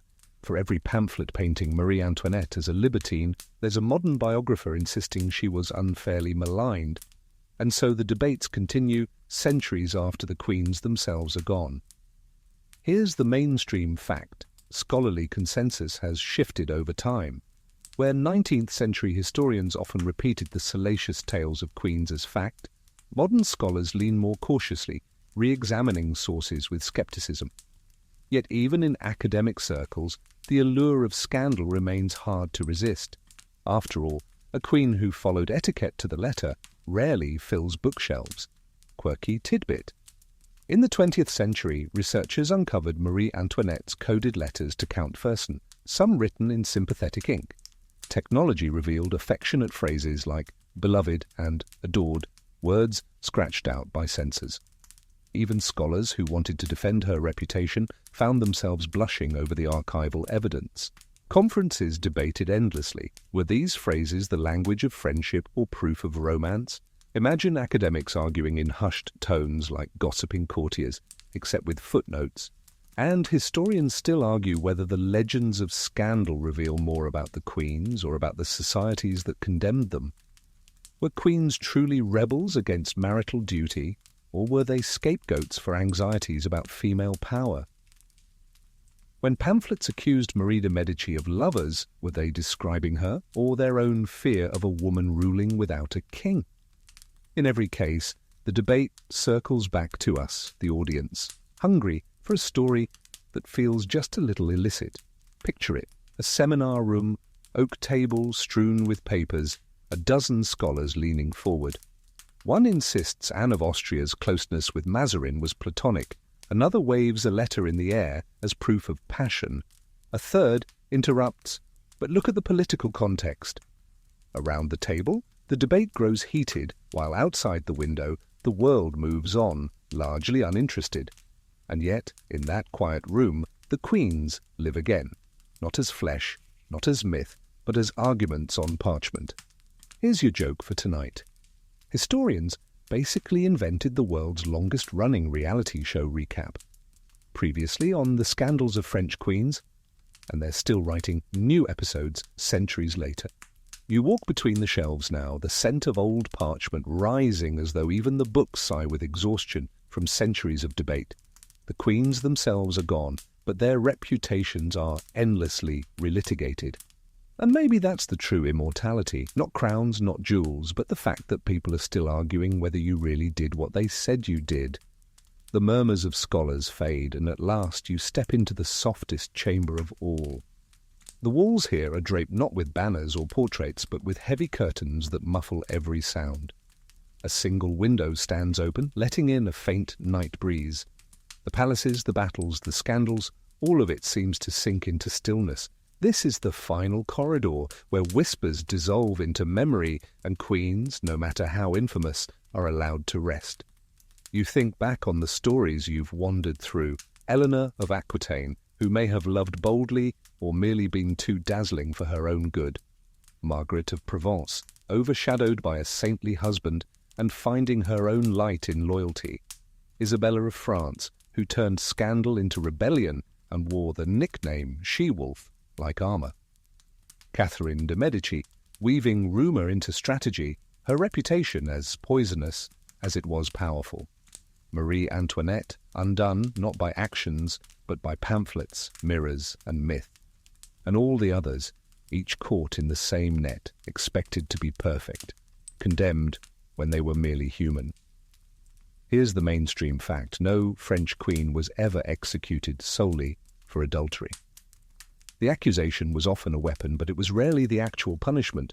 Instead, it became the long echo that followed them, shaping how they were remembered for centuries. Quirky tidbit: some queens, like Marguerite de Valois, outlived their scandals so completely that they transformed into eccentric celebrities. She roamed Paris in flamboyant outfits, traded witty banter with passers-by, and became, in her old age, more legend than warning.